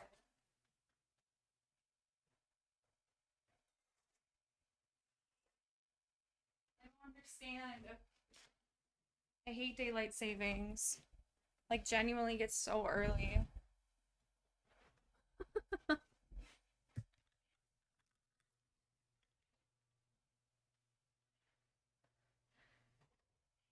What do you mean you could go to Mossbag for this? Yeah, it's Mossbag's video, I know. Yeah, you can, but we're watching it together. If you want to watch it on your own, you're welcome, but I want to watch it on stream, I want to talk about it, and you're welcome to choose your viewing experience. The Weavers experimented with creating their own god, but that didn't work. They tried to construct a tool to bind Grandmother Silk tight, but that also failed. So ultimately the Weavers decided to flee Farloom. The only problem was that doing so would end the Citadel's song, hastening Grandmother Silk's awakening. To combat this, the Weavers decided to hand the Citadel over to the bugs themselves, tricking them with a technique we in the cryptospace call a rug pull. Despite their flight, the Weavers didn't entirely lose hope. It seems the Weavers prayed for one of silken strength to one day come and free them from their web. A few weavers even stayed behind so that they could help this savior should they ever make their way to Farloom. The weavers also left servitors to watch over their weave nests and await their return. These little guys. By the time Hornet arrives in Farloom, it seems there are 3 main factions in charge of running the place: the Conductors, the Vault Keepers, and the Architects. The game isn't exactly clear when these different factions took shape within the Citadel. It appears they've been around since before the Weavers left, given that both Vault Keeper Cardinius and the 12th Architect seem well aware of the Weavers. These 3 factions were also given the threefold melody, which pilgrims needed to reach the cradle. The Conductors seem to have the most responsibility, declaring edicts, sanctioning projects, and even getting directly involved with various experiments within the Citadel. They also seem to be in the know about the Citadel's true purpose as a cage for Grandmother Silk, giving Conductor Romano's incredibly ominous poem, Farloom's Folly, as well as Conductor Ballador's possession of that one extremely incriminating rune harp. This knowledge seemed to weigh heavy on the Conductors. Ballador questions if he would have ever accepted the duty if he had known the cost. And of course, Conductor Romano's poem seems to indicate a sense of disdain for the Citadel. While we never see Conductor Romano in-game, we do see a Conductor's mask all the way on the edge of Farloom. Whether this was Romano's mask or not, it seems one Conductor chose to flee Farloom for good instead of bearing the mantle of rule. I'll be honest, I'm sure being a Conductor isn't the easiest job in the world, but it's gotta be better than being the guy who has to feed maggot gruel to muck roaches all day.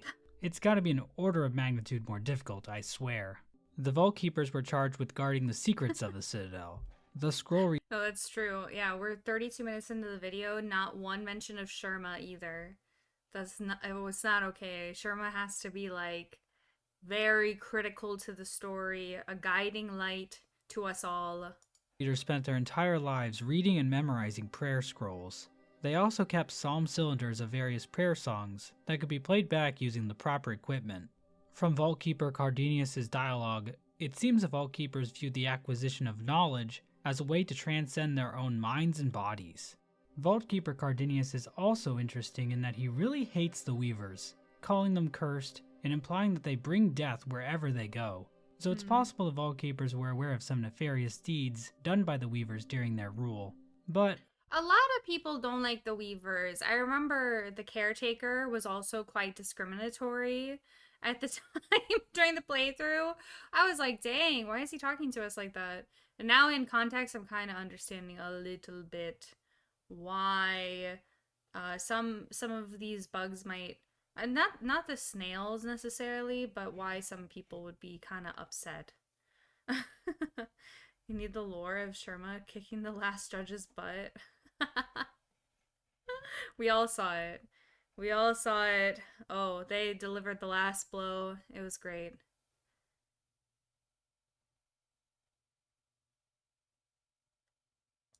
Chakra also calls them vicious, so it's possible the views on Weavers changed all over Farloom after they left. The Architects seem tasked with maintaining the Citadel itself, creating the Cogwork core, as well as developing new technologies for the Citadel to use. Much of their craft is owed to the tools created by the Weavers themselves. And similar to the Weavers, it seems the Architects were also interested in creating life. The first Architect designed the first Cogwork Heart, which was used in the Sentinels, an order of knights that served the Citadel.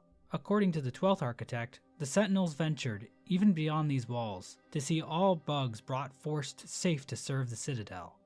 The use of the word forced here kind of makes me think the Sentinels were kidnapping bugs to work in the Citadel, but the Sentinel we meet in game is pretty nice, so I really don't want to believe that they did something kind of problematic like kidnapping. But it wasn't just the Sentinel robots that the Architects created. The numerous Cogworks enemies that populate the core of the Citadel also owe their construction to the Architects, but the source of their power seems to come from somewhere else. Whenever one of these machines is destroyed, these strange white flies escape from their shells. That's true. These flies are never directly referenced by anyone in-game, That's very but in the true. files they are called silk flies, and these things show up all over Farloom. But where exactly do they come from? I believe the answer to that question can be found in the White Ward, a sub-area of the Citadel that provided the setting for horrible experiments. It's here where bugs of the Citadel had silk injected directly into their shells. It seems this was done to extend the life of the bugs. The caretaker explains. Just think of them greedily shoving the silk into their shells. The madness that overcame them. Eternal life for mortal bugs. The Citadel's reasoning for this can be explained by a lore tablet found within White Ward that says, Oath of the White Ward. While song must be sung, none may falter. Infirmary, sickness, death, all are banished from our Citadel. In other words, the Citadel couldn't afford to lose bugs to death because they needed to continue singing the song, keeping Grandmother Silk in slumber. If bugs did die, their bodies were cremated so the silk could be recovered. This process of recycling. What? That's what that area is for? Oh my god, I had no idea. I don't know why. I genuinely, that did not register to me at all. I don't know why. I just know, I thought they were just like fireplaces. I don't know. I thought it was just like for the atmosphere. But no, they are being used. Oh, that's I don't know. I guess it makes sense. It's right next to a hospital, but like, oh Lord. Cycling silk over and over again caused the wills and pain of these bugs to live on through the silk, trapped in a state of torture even after death. But it seems the bugs of the White Ward went even further with their experiments. It seems the silk flies, found inside of the Cogworks bugs, were also created here. Inside White Ward, we can find. See, I don't know why I never like put two and two together on those little guys. I never realized that like when you destroyed them, that every single time you would see those little guys. That's very interesting. No, this is good. This is good. Find a strange device, referred to as a silk siphon within the game's code. Huddled around this device are these silk flies. We can also see silk flies trapped inside this container, and an identical container can be found in the center of the silk siphon. One of these containers can also be found on the ground next to the 12th Architect. Playing the needle in the silk siphon room reveals the following dialogue. One line in particular is interesting to me. To serve, beyond shell. To the right of this room is a chamber filled. They were also at the start in the game, in the beginning cutscene. Yes, that's true. You see what were they called again? Silk flies? You see them there. So who was it that was doing the experiment? It was the weavers or like the architect? Who specifically was doing the experiments? Yeah, that's very interesting. With hundreds of corpses. A choral commandment can be found at the end of the room, which reads, Well, I've seen them outside of Cogwork, but I guess I never realized that like that was their purpose. That their purpose was to be giving them life. I didn't realize that. Bug of voice-grown horse or shell fallen frail. You have been selected for duty most sacred. Become our light, our guide in darkness, that others worthy may climb to join the holy song. So it seems the Citadel was transforming the silk-infused souls of bugs into silk flies that could be used to provide light for the kingdom of Farloom, as well as power the various automatons working within the core. Even massive constructs like the fourth chorus release several dozen silk flies when they're destroyed. Given the silk flies seen on the 12th Architect's corpse after they die, it seems the Architects were also powered by silk flies. The only exception to this I've found is the Cogwork Dancers, which we know were created not from the soul of a Farloom bug, but from the soul of one of the princes of Verdania. When speaking to the Green Prince after defeating the Cogwork Dancers, Hornet says, his soul is now free from that shell of iron. It seems weavers were still in Farloom when the silk flies were created, since we can see a few of them in Weavenest Atla. We can even see some of them in the Carmelita memory, so it seems they've been around for a long time. We know that some things changed throughout the lifespan of the Citadel, but it can be difficult to track down exactly when these changes took place. For example, in one section of the Citadel, there's an unused statue base. The statue that used to be here was likely Pius Issamor, who was at some point hidden away within the Whispering Vaults. Pius Issamor mentions that the Citadel is built from simple stone, bare and unadorned, but that is certainly not the case by the time Hornet arrives in Farloom. So when did these changes happen? Pius Issamor does mention that the Citadel was bequeathed to the bugs by the Weavers. Bequeathing can mean to give something, but it also has a sense of handing something down. So it's possible the gilding of the Citadel didn't take place until after the Weavers gave control of it over to the Citadel bugs. But the wording is vague, and I don't get the sense that the Citadel bugs would necessarily be more interested in turning the Citadel into some gilded, shining city than the Weavers were. One big change that almost definitely took place after the Weavers left was the completion of the Citadel core, which seems to be referenced in the last edict of the conductors, which reads, "And lo, is eternity sustained. By Architect's Claw, we welcome that final form of dial and rotor, and soul gladly given. The perfect, unfaltering voice. The cogwork core is a massive structure of cogs and shafts in the middle of the Citadel. We know from the 12th Architect that the core was built to sustain the song. The core is filled with cylinders with pips on them, similar to what you would see in a music box. And we know from the Cogwork Clapper journal entry that there are bells and cymbals within the depth of the core. And at the very top of the core are rows of statues capable of producing song. So basically, the act of sustaining the eternal song could be done automatically using the core. Even the maintenance could be done by the Cogwork automatons. This might even explain why the elevator at the entrance to the Citadel goes down into the underworks instead of up into the Citadel proper. If pilgrims aren't needed to sing the eternal song anymore, they can just be directed down into the underworks. It seems this was the final state of the Citadel under the rule of the conductors. Bugs were either toiling away in the underworks, locked away in the slab, or trapped as silkflies inside the cogwork shells created by the architects. The bugs themselves were replaced by the cogwork core, so not only was the religion itself fake, but the ones doing the worshipping were fake as well. The Citadel's promise truly was an empty one. As the caretaker puts it, inside and out, it's nothing but a grand gilded lie.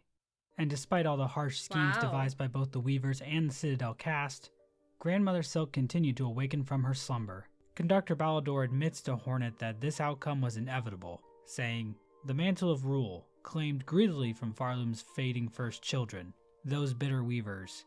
It was yoke, not crown." Okay, this is very interesting. So, when I was playing the game, before I finished it, I had a theory about what was happening.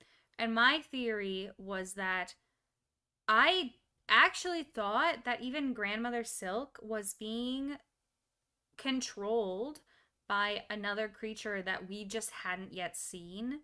And that I thought that was the whole lie. That the concept and the idea of Grandmother Silk, you know, the fear around her, was just a lie and like just being produced in order to protect whoever was like behind Grandmother Silk. That's what I thought before I finished the game. So this is very interesting.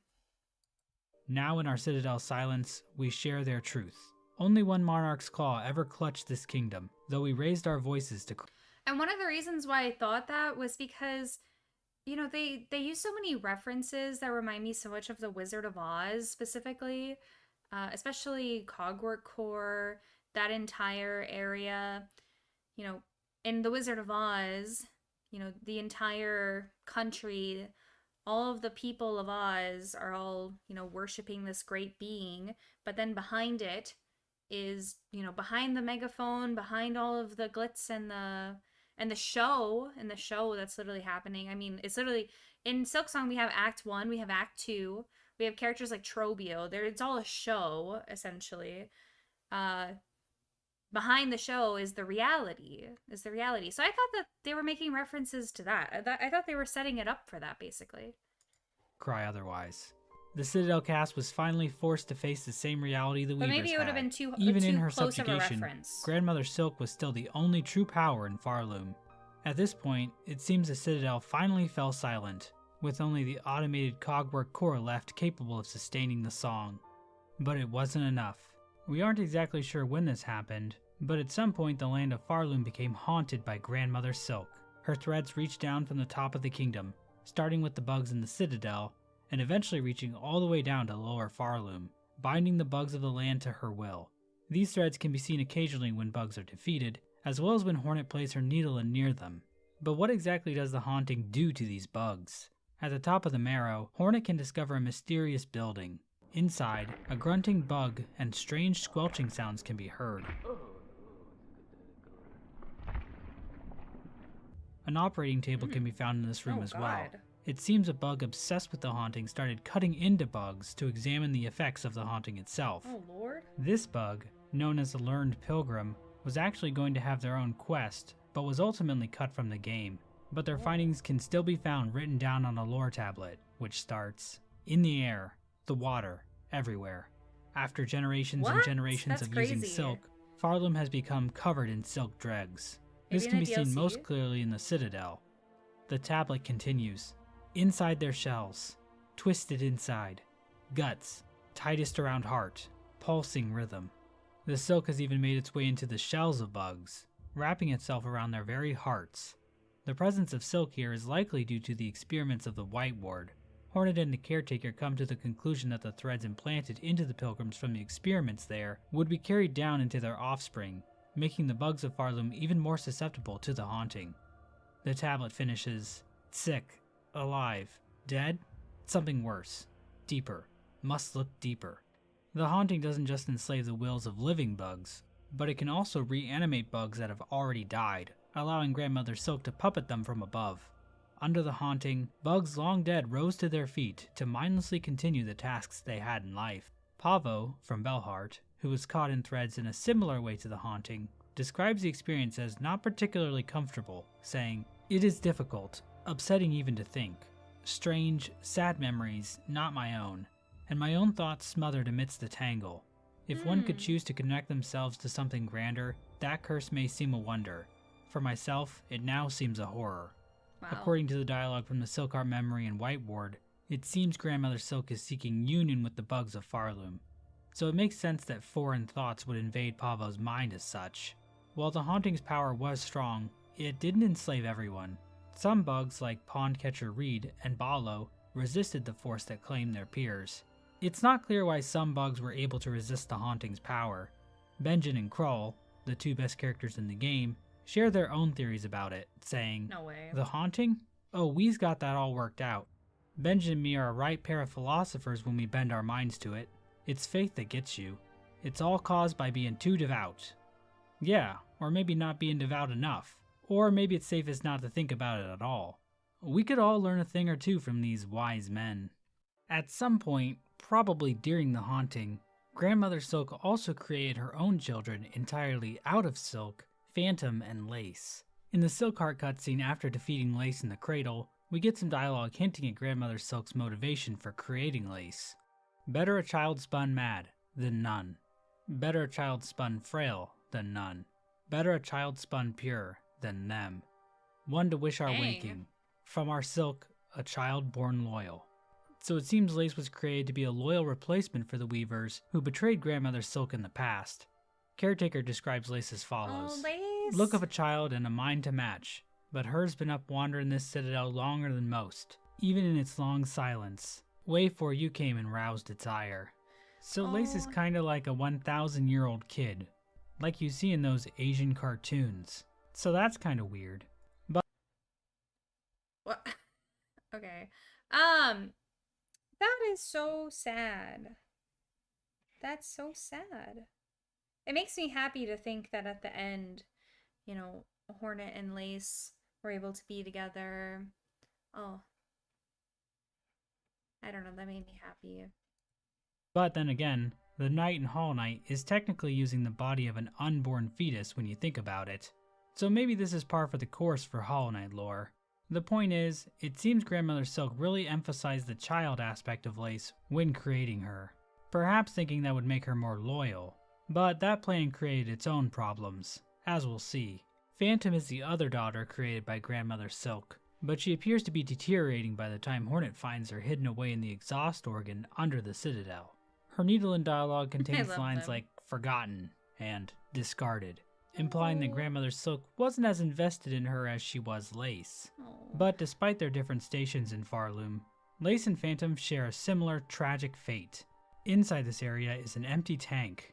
Playing the needle and reveals a thread memory of Lace talking to her sister inside the tank.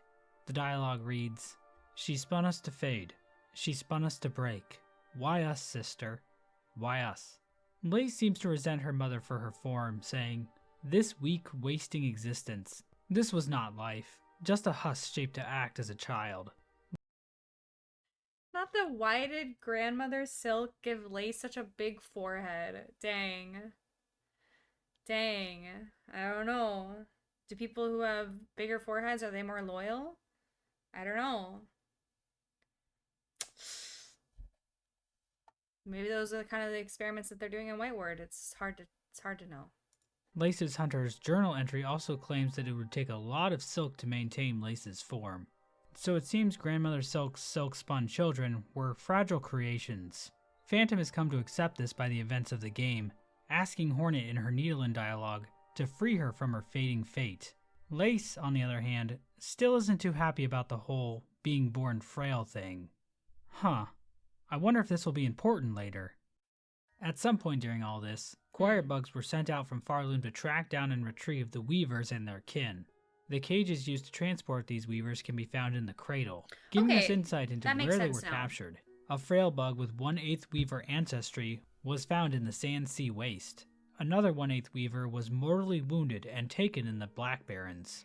And a 1/4 ancestry weaver was staked to serve and taken under the City of Steel. We can also find a coral commandment possessed by one of the bugs that kidnapped Hornet, which reads, "Full chamber to the kingdom of the white worm. Claim the weaver in half part. Last of their line. Send strong with silk. Resistance anticipated. Quell with rune cage." What's interesting about this line is the phrase, "sensed strong with silk," which possibly implies that the weavers could be sensed from Farloom, possibly explaining how the locations of the weavers were known. It seems most likely that Grandmother Silk ordered these weavers captured. Her exact motives are never directly stated, but it seems likely to me that Grandmother Silk wants these weavers for their silken strength.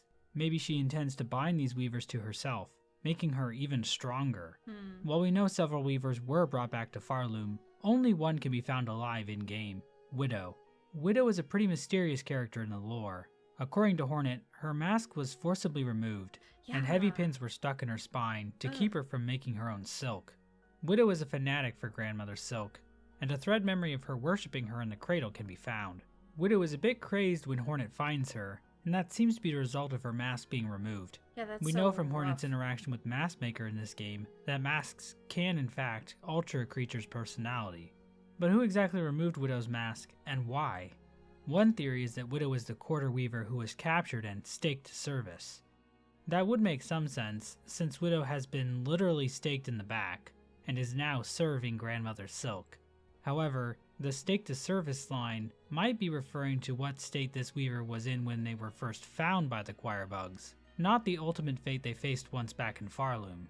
Aside from that, some of Widow's dialogue makes me think that something else is going on here. When she meets Hornet, Widow refers to her as spawn of those who dared to flee. This line implies to me that Widow didn't flee Farloom like her sisters. Otherwise, it would come off a bit hypocritical. In her thread memory in the cradle, she says, "Of the first, the last," and "our mother, true." These lines imply Widow has a much more direct connection with Grandmother Silk, as opposed to being only a 1/4 weaver born somewhere outside of Farloom. I suspect Widow was the only weaver still alive in Farloom after all the others fled. As for the removed mask and bounded silk, there are several possibilities. Perhaps Widow was punished by her fellow weavers for continuing to support Grandmother Silk, even after she was put to sleep. Although, why wouldn't they just imprison her like they did for Sinner? Maybe Grandmother Silk cruelly had Widow punished for the crimes of her fleeing sisters, and then kept her around as a servant. Or maybe Widow did it to herself, forcibly pulling her own mask off, similar to pulling out one's own teeth, as some kind of demented demonstration of fealty to her mother. Nothing is strictly confirmed though, and I'll be curious to see what theories evolve around this character. As for the weavers that did flee Farloom, it seems my initial gut reaction was that since Widow seems so devoted to Grandmother Silk, that I feel like the weaver would be in opposition to the other weavers throughout Farloom. Like, I feel like Widow and First Sinner would be wholly opposed to one another. So perhaps the weavers did turn on her, but that seems like a very harsh punishment. Like, that seems very extreme. And maybe, I don't know, maybe the risk maybe the risk was worth it in their eyes. Like, because not only was she so dedicated to Grandmother Silk, but like perhaps she was very, very powerful or something. I'm not sure. It's very interesting. That's my gut reaction, but it's hard to say. Their goal was still to create a child that could usurp Grandmother Silk. One of these groups ended up in Deep Nest, where one of its members, Hera the Beast, became queen. Deep Nest bordered a larger civilization called Hollow Nest, ruled by the Pale King and the White Lady. At some point, the Pale King asked Hera to become a dreamer, a role which would require her to fall into an eternal sleep. Hera agreed, but only if the Pale King gave her a child. The exact details of what happened next are far too dangerous to discuss here on YouTube, so please type this URL into your browser if you really want to know. Either way, the result of all this was the birth of Hornet. We see during the Red Memory in Act 3 of Silksong that the Weavers were watching over Hornet closely, hoping to draw out her Weaver nature, saying, "Prove yourself more Weaver than Worm." But Hera challenged this, telling Hornet, "Ignore them, daughter. They're whispers. Greater, grander, Weaver, Guardian, Queen, those are their desires, not your own. Certainly not mine. Only if you resist them, you might see it. Another hope, beyond." So it seems the Weaver saw Hornet's strength as a pale being, and hoped that she would finally help them defeat Grandmother Silk. Hera, on the other hand, seemingly had no interest in this plan, encouraging Hornet to forge her own path. There's just one wrinkle to all this Hera's a good mom. Hera's like, just be you. Follow your own pursuits. Don't just follow the whimsies of what everyone else tells you that you need to be or need to do. Hera's a good mom. Shout out to Hera. just don't understand. During the events of Hollow Knight, we see that just saying, it's actually not, it's not great. It's not exactly the best idea to click on unknown links or to go to unknown links. So I don't know if I would necessarily trust it just because it's in a big YouTube video. I think that's generally bad advice.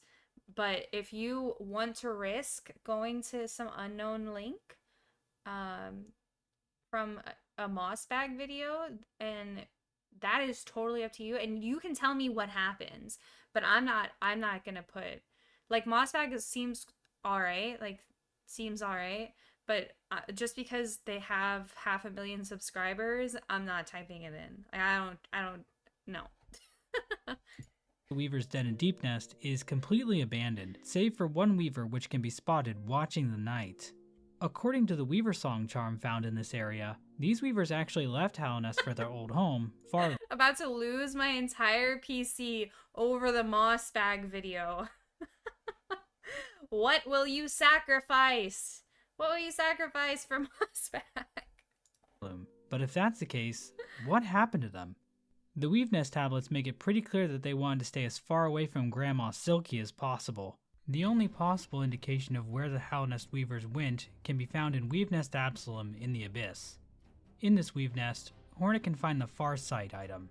This item allows observation over vast distances, and can tell Hornet the state of the world. In the real world, this would be a horrifying mass surveillance device, the likes of which only exist in fiction stories, like the classic novel. Hold on, I gotta go back just a little bit. Sorry. In this Weave Nest, Hornet wanted to stay as far away from Grandma Silky as possible. The only possible indication of where the Hollow Nest Weavers went can be found in Weave Nest Absalom in the Abyss. In this Weave Nest, Hornet can find the Far Sight item. This item allows observation over vast distances, and can tell Hornet the state of the world. In the real world, this would be a horrifying mass surveillance device, the likes of which only exist in fiction stories, like the classic novel 1984.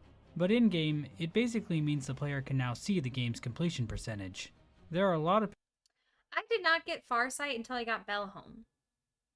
So, was I supposed to be able to get Farsight in the Abyss? Did I, like, do it wrong or something? Because I got it in Bellhome. Parallels that can be drawn between this item and the Pale King from Hollow Nest. The design of the object itself vaguely resembles him. The Pale King has an ability described as Foresight, allowing him to know the future to some extent. The lore tablet he left for the Hollow Knight in the Black Egg Temple also gives the world sensibility, which allows the player to see the game's completion percentage. The rune effect in the Farsight cutscene also resembles runes we see in the cast-off shell. So it's possible the Weavers designed this device after encountering the Pale King in Oh, it's Howlnest assembled at and home, returning I to see. Farloom. But if that's the case, where are they? Another possibility is that the Weavers encountered a different worm than the Pale King, and that's what inspired them to build the Farsight. We just don't have quite enough information to say for sure. One way or another, I think that when I got this tool, I was just so like taken aback by that cutscene because it literally reminded me of like the Metroid arm from Metroid Prime. I don't know. It's like all of a sudden Hornet equips the Metroid Prime arm. It's like looks insane. It looks so cool. Chorus bugs were sent to Howlnest. They eventually captured Hornet within a rune cage and carried her all the way back to Farloom. And now we finally made it to the events of Silksong proper. I see. It's at That this makes point I sense. want to thank a few people for their help on this video, talking lore with me and sharing ideas, as well as the Hollow Knight wiki community in general, for just being really cool. Also the modding community as well. It took a bit of time for the wiki and mod communities to build up around Hollow Knight when it released back in 2017. So it's been awesome to watch the community tear Silksong apart like a pack of ravenous hyenas on the Serengeti. It honestly brings a tear to my eye, and I don't even cry that much anymore. As the party arrives in Farloom, a silkfly appears out of nowhere and breaks the rune on Hornet's cage. Hornet escapes from her captors and begins her long trek up to the Citadel, telling the chapel maid, Maybe that's why when you saw the little flies, you were like, oh, they need to be released. They're good.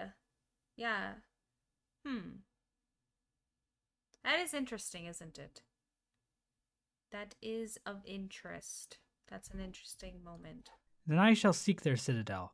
If the veiled bugs would go to such lengths to bring me here, I intend to find out why."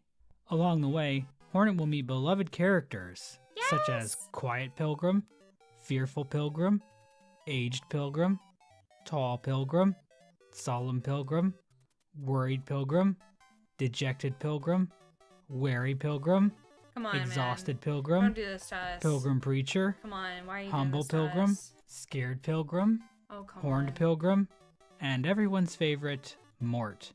She'll also find corpses of her dead ancestors, who have waited for her arrival so they could share their strength with her in hopes that she may dethrone Grandmother Silk. Hornet will also face some of her greatest threats yet, such as lava, spike traps, thorns, rocks, bells, steam, and other such obstacles worthy of challenging a godlike being such as Hornet. Hornet can bear witness to many strange rituals along her way. She can find pilgrims enthralled in worship, she can break bread with bugs still in control of their senses, and she can even learn to play almost 10 whole songs on her needlein. Hornet can even stumble upon a strange cult of burning bugs obsessed with flame. Deep within the thicket, Hornet can find the Father of the Flame, a giant totem and god containing the burning corpse of an aged bug. Huh, I wonder if this will be important later. Depending on how she ascends Farloom, Hornet can also be attacked by Lace in Deep Docks. Lace is conducting silkflies in this scene, perhaps indicating that she is the one who freed Hornet from her cage at the start of the game. Oh. Lace seems jealous that her mother is more interested in Hornet than her, so she has decided to kill Hornet to keep her from reaching her mother at the Citadel. However, if Hornet takes a different route to the Citadel, Lace will just show up and Wait, you actually risked your PC and you typed in the link, and it said it was super graphic. It was just 3 words. What was it? How far are you into the lore? We're about an hour into the video almost. I think what time is it? I kind of want to check out this video too that dropped today, but let's just keep watching. taunt her without actually fighting her. A true hater. In her journey, Hornet may also come across Haunted Bellheart, a town whose citizens have been strung up by silk into the air. Hornet describes the situation. The link sends you to the 3 words they did it. That's insane. That's insane. Thank you for your service. Thank you for risking your computer for that. Thank you. Like this. The thread sickness. I've seen its like upon the roads, but there it does not discriminate. The curse that strikes the town, it is driven, focused, a cold use of silk Holy at a dude. concerning scale. Upon investigating the area, Hornet discovers the culprit, Widow. While not the source of the silk itself, Widow can play music upon it to manipulate the silk to her whim. Widow curses the town as a gift for Grandmother's silk, and now sees Hornet as another offering she can give her mother. Once Hornet defeats Widow, she binds the ancestral art Needlin. From here, The Hornet cutest art in the game. I love that art of the Needlin. So cute. has two paths to the Citadel. She can either ring the 5 bells located in the bell shrine scattered throughout Farloom and fight the last judge at the peak of the Blasted Steps, or she can venture through Sinner's Road to find the Mist, a strange region of warped space in Farloom full of silk flies and vengeful wraiths. By playing her Needlin for the silk flies, Hornet can find her way to the exhaust organ and defeat Phantom. Upon defeating either Last Judge or Phantom, Hornet will Yeah, are we gonna get an explanation more on the vengeful wraiths and on the mist now?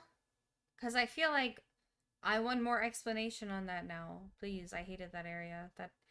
I hate. Honestly, you know why I hated that area was because I died. I died as soon as I finished the quest, and it didn't register. So then I had to do the whole thing over again, and that truly annoyed me. gain access to the Citadel. Hornet arrives at a seemingly empty Citadel, until Lace appears again to taunt her. Hornet tells Lace she knows a higher being is responsible for the haunting overtaking Farloom. Lace mocks Hornet, telling her that she has no chance of defeating Grandmother Silk.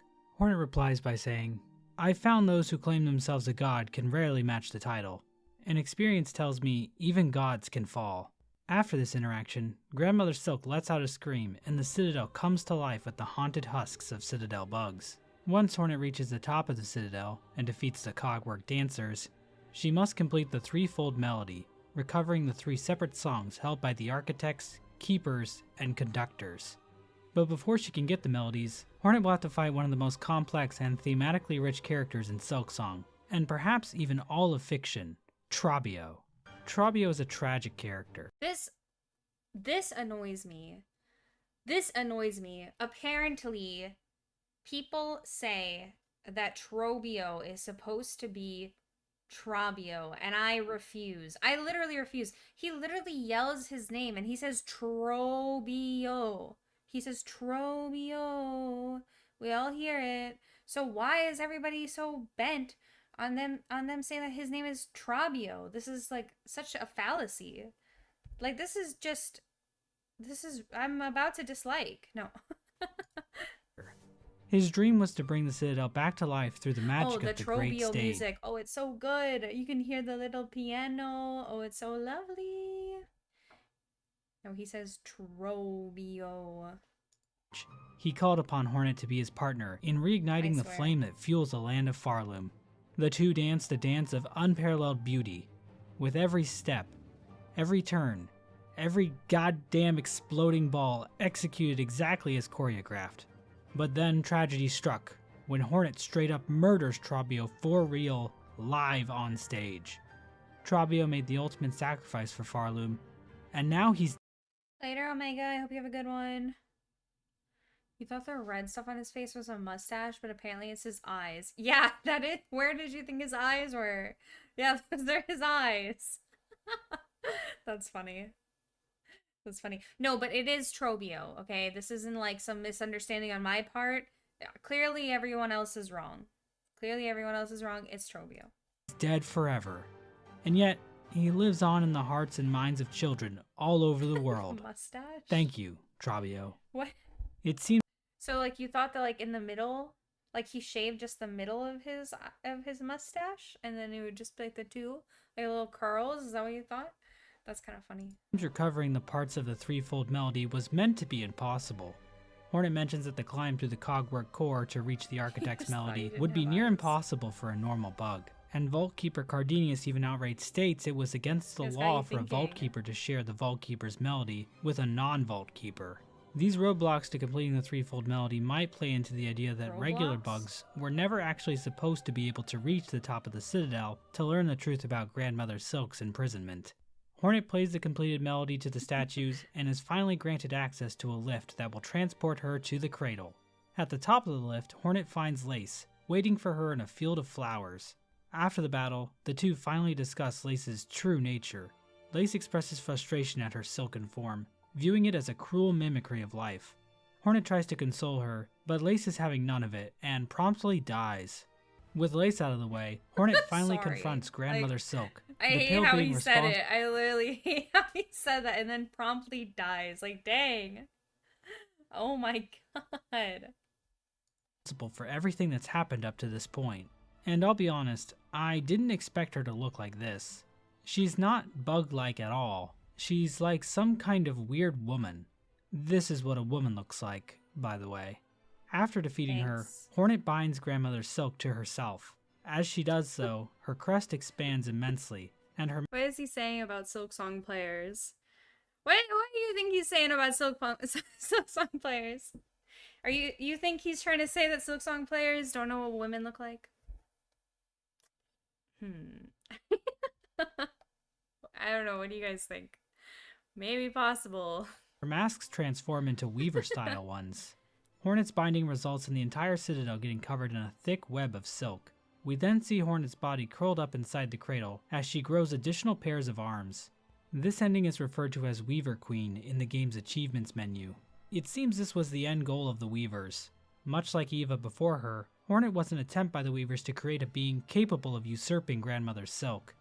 The Weaver Queen ending is not a happy ending for Hornet, as it depicts her following the predestined path the Weavers wanted for her, with her body becoming even more Weaver-like in appearance. But we know that wasn't Hornet's true desire.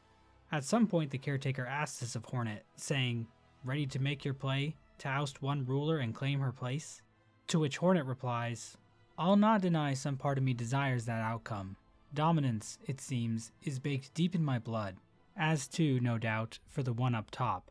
And yet, another part resists. A part, over time, I find myself siding with more. That part wishes not to claim a monarch's mantle. Rather would see my freedom regained, and this kingdom's bugs unshackled from their pale chains."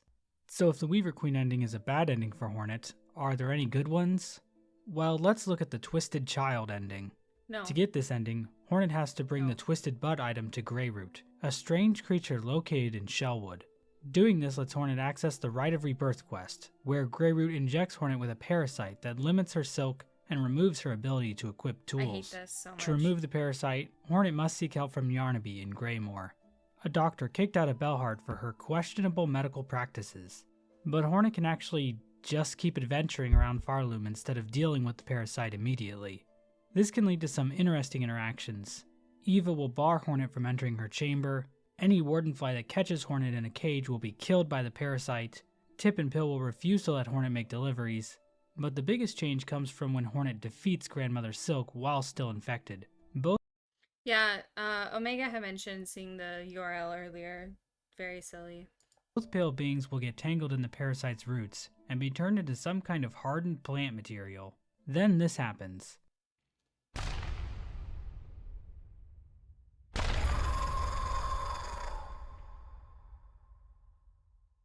So I don't think that's a particularly good ending either. No. But the bad It's the endings don't worst. stop there. There's actually another ending that was cut from the game called Strung to Serve. From what information I've seen, this ending was originally going to trigger if Hornet hadn't rung enough of the Bell Shrine bells across Farloom. Oh. There's a cut line from Caretaker implying these bells weaken Grandmother Silk. In the final game, these bells just unlock one of the two paths to the Citadel, so they aren't quite as important as they might have been earlier in the game's development. In this ending, Grandmother Silk overpowers Hornet at the end of the battle. We get a shot of what appears to be some kind of fusion between the two beings. This being then sends threads down to the hapless pilgrims below. So in this ending, it seems like Grandmother Silk succeeded in taking Hornet's strength and is now free to enslave all of Farloom to her will. So that's a really, really bad ending. But don't worry, I'm sure the next ending will be good, right? Well, no, it's not a good ending. It's honestly not even really an ending. If Hornet helps enough people in Farloom, the Caretaker will eventually suggest to her a method to trap Grandmother Silk. This involves collecting the souls of the Caretaker's remaining relatives left in Farloom. These souls include the Chapel Maid in the Moss Grotto, the Bell Hermit underneath Bellheart, and a deceased bug whose soul can be found in Bile Water. Both the Dude, screw Chapel that Maid thing. and the Bell Hermit give their Screw that thing. I hated getting that thing, and oh my god, screw Grohl. I hate Grohl so much. Souls willingly, but the remaining soul, the Seeker's soul, is a little more difficult to obtain. At some Yeah. point, this bug traveled into Bilewater to seek the help of the Stillkin. But instead of working with this bug to fight against the Citadel, the Stillkin killed him and took his soul. Hornet has to infiltrate the Stillkin's home, Bilehaven, and defeat them and their leader, Grohl the Great. Now, I have the feeling people are going to try and make the Stillkin out to be the bad guys here. But I'll be honest, if the Seeker was anything like the Caretaker or the Bell Hermit, I don't blame the Stillkin for doing what they did. I will stand with Grohl the Great here, and I hope you do too. The Caretaker also Never. instructs Hornet to search Weaveness Atla for the Weaver's prototype weapon, the Snare Setter. Hornet gives these 3 souls and the Snare Setter. Where's the Sherma ending where he usurps Grandmother Silk?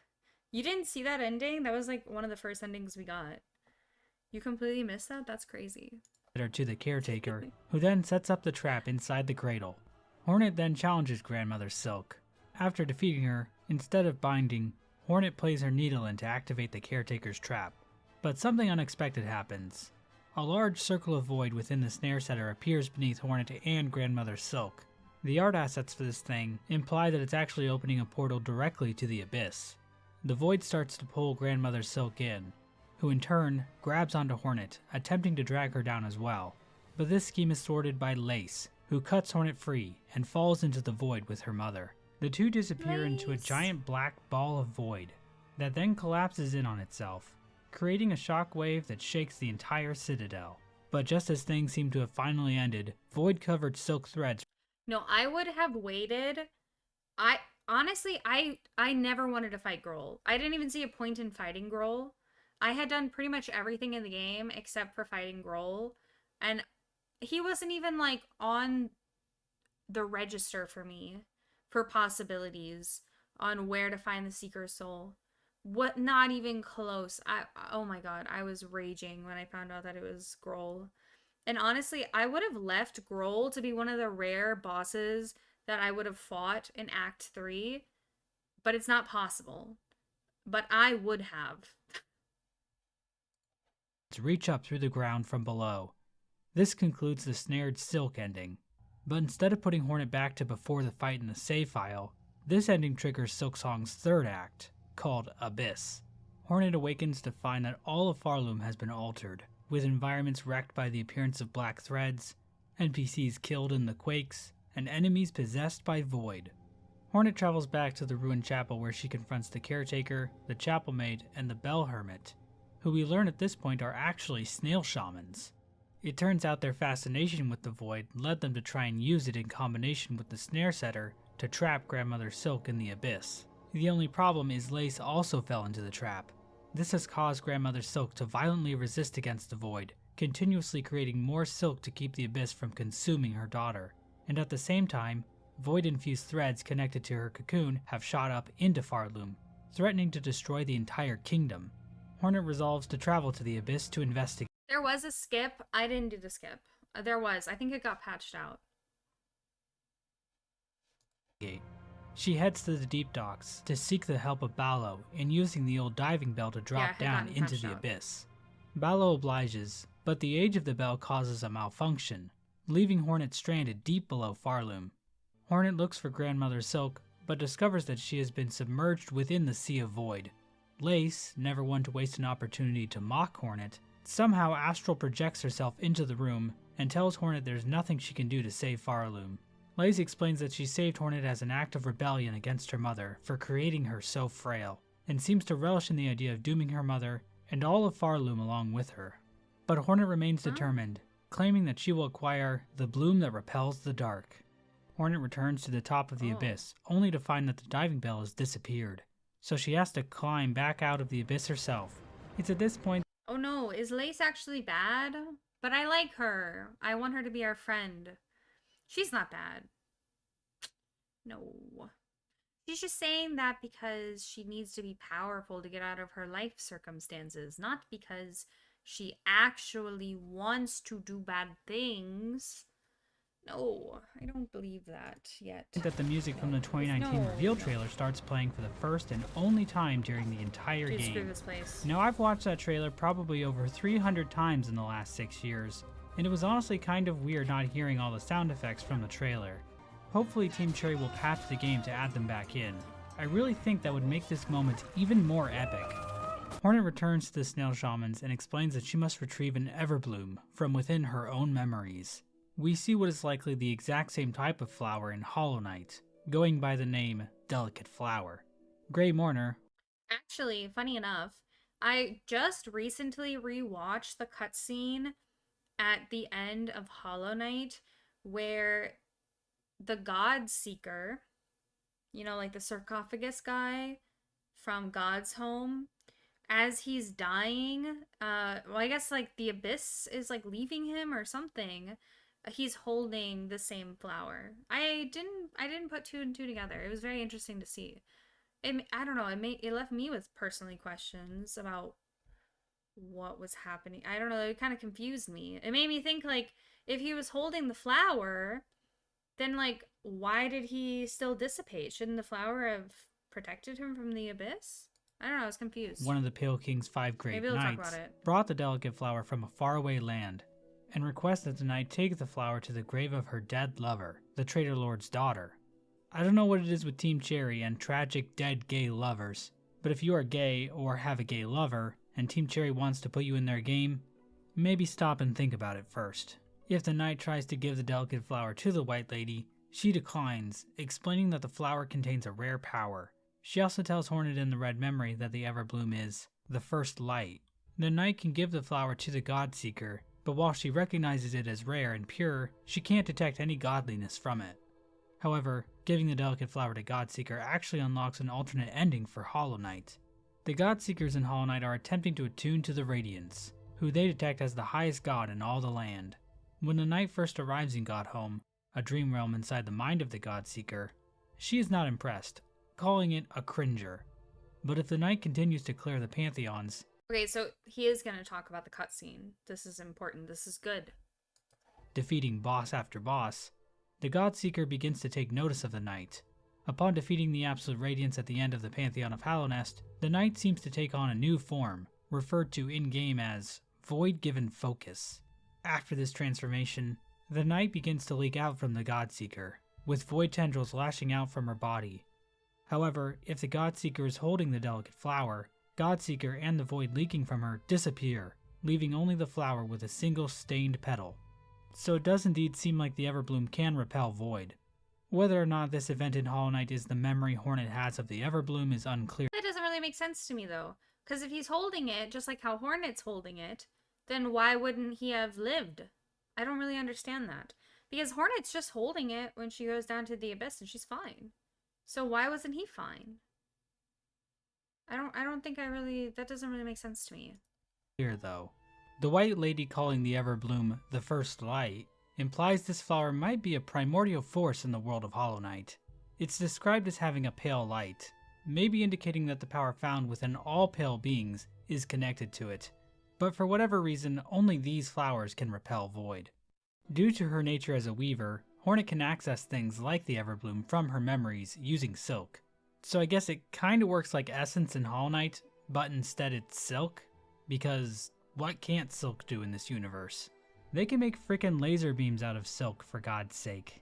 However, Hornet needs a spell from the Snail Shamans to actually access the Everbloom. The Snail Shamans tell her they can cast the spell, but it will require a tremendous amount of power. Okay, so you say it's from within, not from the outside. I see. Because he already had void within him? You think that the Everbloom sealed the void infected Godseeker in its petal? Oh, that'd be interesting. Maybe because Godseeker was already infested with the void. Yeah, I guess that makes sense. They tell Hornet to seek the old hearts, the strength remaining from the former rulers of Farloom, Crust King Khan, Scarsinger Carmelita, and Nihilith. The shamans then teach Hornet a new song on her needlein, Elegy of the Deep. which will allow her to access the memories of these bugs from when they were in their prime. So basically like traveling to a pocket dimension. This is similar to the film Shrek Forever After. Hornet finds the old hearts scattered all across Farloom. In the wind-blasted sands of Karak, she can find the corpse of Crust King Khan, hidden away in the Coral Tower. He's even got all his soldiers with him, aura farming even in death. Makes you think. In Upper Shellwood, she finds a shrine built begrudgingly by the Citadel in honor of Nihilith. The shrine itself is protected by Shrine Guardian Seth, who stops any bug who would try to approach it, killing them if necessary. It's not clear where Seth came from, or why he's even in service to Nihilith, but it seems like he's under some kind of spell, considering his personality completely changes after Hornet defeats him, revealing himself to be a total gamer. Finally, a Hollow Knight character I can relate to. Well, him and Styx. On the east end of Farfields, Hornet can find the withered frame of Scar Singer Carmelita, who's gotten a little bit bigger since she was young. I've heard this is what protein powder does to you. Playing her newly learned song will allow Hornet to battle Khan, Nihilith, and Carmelita in their prime, and claim their hearts for the Snail Shaman's ritual. Hornet can also, completely unprompted mind you, track down the Green Prince on the border of Verdania and murder him while he mourns the loss of his lover. Hornet will then call him vain in her murder journal. Yeah! What the fuck, Hornet? This means Hornet— Yeah, no, actually, I was upset by that too. I was like, why did she say that? Like, why did she say that? I didn't understand. I was very confused as well.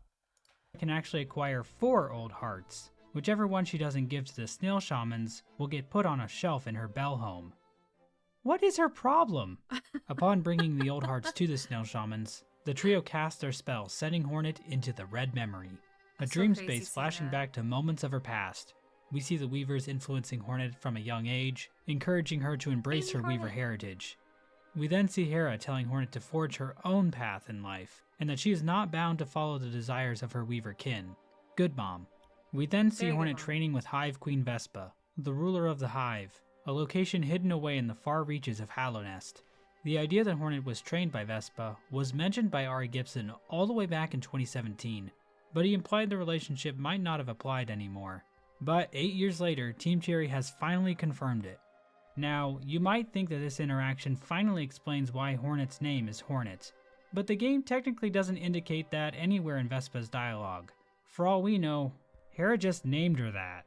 At the end of the Red Memory, Hornet confronts the White Lady, who defends her actions regarding the creation of the vessels. In case you forgot this minor plot point from Hollow Knight, the Pale King What do you mean, why am I watching spoilers? I've 100% of the game, friend. If this is a spoiler for you, then please feel free. I hope to see you on the next stream. But I've 100%ed the game. It was very fun. Great game. and the White Lady created the vessels by dropping their children into the abyss and allowing the void to hollow them out. One vessel Carmelita is said to be sustaining all of Farfield, so killing her is probably the worst one. Oh my god. Oh yeah, no, I finished my first playthrough. Hera's face is blurry, but White Lady and Vespa are completely forgotten. I know. I know, it's so sad. Honestly, I feel like the fact that Hera's face is blurred out is like very sad. Like she can't even remember her own mom's face. Like, jeez, that's rough. was chosen to contain the Radiance, a vengeful moth god who has infected the kingdom of Hallownest with a sickness that preys on the minds and dreams of its citizens. Not only does this plan fail, as the Hollow Knight wasn't pure enough to contain the Radiance, but countless more vessels, including the player character from the game, were abandoned in the Abyss. Hollow Knight's story is about the player character, the Knight, coming to terms with its past and deciding the fate of Hallownest on its own terms. So, all things considered, not the best showing by these two higher beings. No, they're terrible parents. Later, 24K. And Hornet even calls the White Lady out here, saying she would never resort to such a weak scheme for salvation. The White Lady responds with pity, and finally offers Hornet the Everbloom. I think this sequence serves as Hornet rejecting the excuses of her divine kin. It seems Hornet views their actions as coming from a position of weakness, while Hornet has come to find the strength to craft the world exactly as she dreams it. And through that strength, Hornet will choose to save another from the void, instead of sacrificing an entire generation of offspring to it. Hornet's resolve is reflected in the journal entry for Lost Lace, which reads, "To quell the mother's rage and see this kingdom saved, I will claim her back. This one the dark shall not take." Hornet awakens in the snail shaman's hut, but all three of them are now gone, save for their shells. They seem to have used all their energy when casting the spell, and faded away. Let's have a moment of silence for the snail shamans, who bravely gave their lives for Farloom. Anyways, here's my tier list for them. With the Everbloom in hand, Hornet returns to Deep Docks, where Ballo has fixed the diving bell. Hornet descends into the abyss Shout out to again, Ballo. where Lace stops her to chat one more time, saying, "Take the final plunge, Spider. Join us in my drowning palace, and let Oblivion swallow us all." Hornet rebuffs Lace, saying, "Oblivion may take you, child. My own life I shall not sacrifice. I have survived the fury of your land. I have borne its barbs and its blades, and I have seen wonders behind its dangers. But always, child, I remain a daughter of Hallownest, and the void below all things, that darkness I will fear no longer." This is the last line of dialogue in the game before the true ending, and it's also the only time in the entire game the word Hallownest is spoken, which, considering Hollow Knight is 8 years old at this point, I think legally qualifies as nostalgia bait. You hate to see it. Hornet then begins her descent into the lake of nothing below. Hornet arrives in a silken sphere created by Grandmother Silk. The pale monarch can be seen inside, bare of silk. Lace finally appears, but this time corrupted by Void, referred to in-game as Lost Lace. Hornet proceeds to beat the crap out of her, slowly freeing her body from the corrupting Yeah, Void. we beat the crap Once out Lace of is her. finally cleansed by Hornet's blade, Hornet asks Grandmother Silk to give her enough silk so that she can escape the Sea of Void and return Lace to safety. However, as Hornet and Lace rocket through the Void, the petals of the Everbloom disintegrate. The ever-hungry Void tendrils take this opportunity to strike, but are stopped by none other than the Knight, who has arrived in Farloom with the rest of the Shades. We even briefly see the Knight's focused form, indicating that the Knight has likely been elevated in power by the ritual of Godhome in this timeline. We never really got a sense of the Knight's desires in the events of Hollow Knight, but I feel the Dream No More ending was about the Knight and its siblings destroying the Radiance, not because they wanted to save Hallownest or anything, but because they wanted to free the Hollow Knight from its suffering, trapped in the Black Egg, separated from its siblings. The Knight also chooses— Sorry, something about like the juxtaposition there. It just made me think about like they were so mad. They're so mad. It's like you just get together with your brother and you're like, we gotta beat him up. Like, screw this guy. to help Hornet, another one of its siblings, implies that the Knight really does care for her. And it's not like Hornet also didn't help the Knight as well, guiding it towards the King's brand so it could learn the truth of its conception. So the Knight helping Hornet here is another example of how Hornet helping others leads to the world of Hollow Knight being a better place, at least in some ways. The Knight returns Hornet and Lace to the surface, the void threads around them dissipate, the two awaken, and Lace has a bit of a laugh while Hornet hits her with the Weaver Stare. This ending is called Sister of the Void. Farloom and its White Knight have been saved from complete destruction, and the system of endless song and toil has finally been eradicated. But now that we've talked about Silksong's story in detail, just one question remains. What is this game even about? Maybe it's a story about lineage, and how we shouldn't let our ancestors decide our fate. Or it might be a biting criticism of how religion is a tool used by the powers that be to extract labor from the unwitting proletariat. It could be an examination on the nature of truth and how the web of lies we spin will inevitably ensnare us. Perhaps it's a story about the relationship between mothers and daughters, and how mutual love and respect should be shared between them, with no strings attached. Or maybe spiders are just assholes.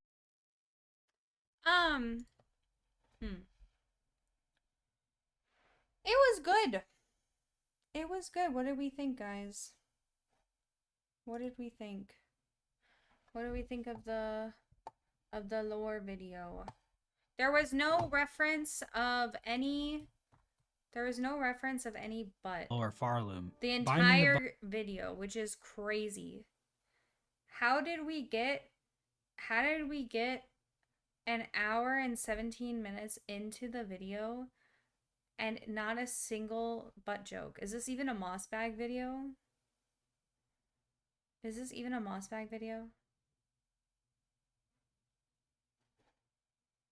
Definitely a lot to think about. Definitely a lot to ponder on. I'm glad we watched it. I hope that you guys enjoyed watching it with me. There was another video here that I was wanting to watch. This one, it says I've watched it, but I haven't watched it. I genuinely haven't. I literally clicked on it for 2 seconds and I was like, oh, it's that guy who's like an otter. Here, You just beat. it's this guy. He's like an otter in his little profile photo. I don't know. I wanted to watch this too, but I don't think I have the energy for me right now. I think we gotta go right now. Ah, absolute cinema, as all Mossbag videos are. It's not. No, it's a bag moss video. 10 out of 10 bag moss video. Hey.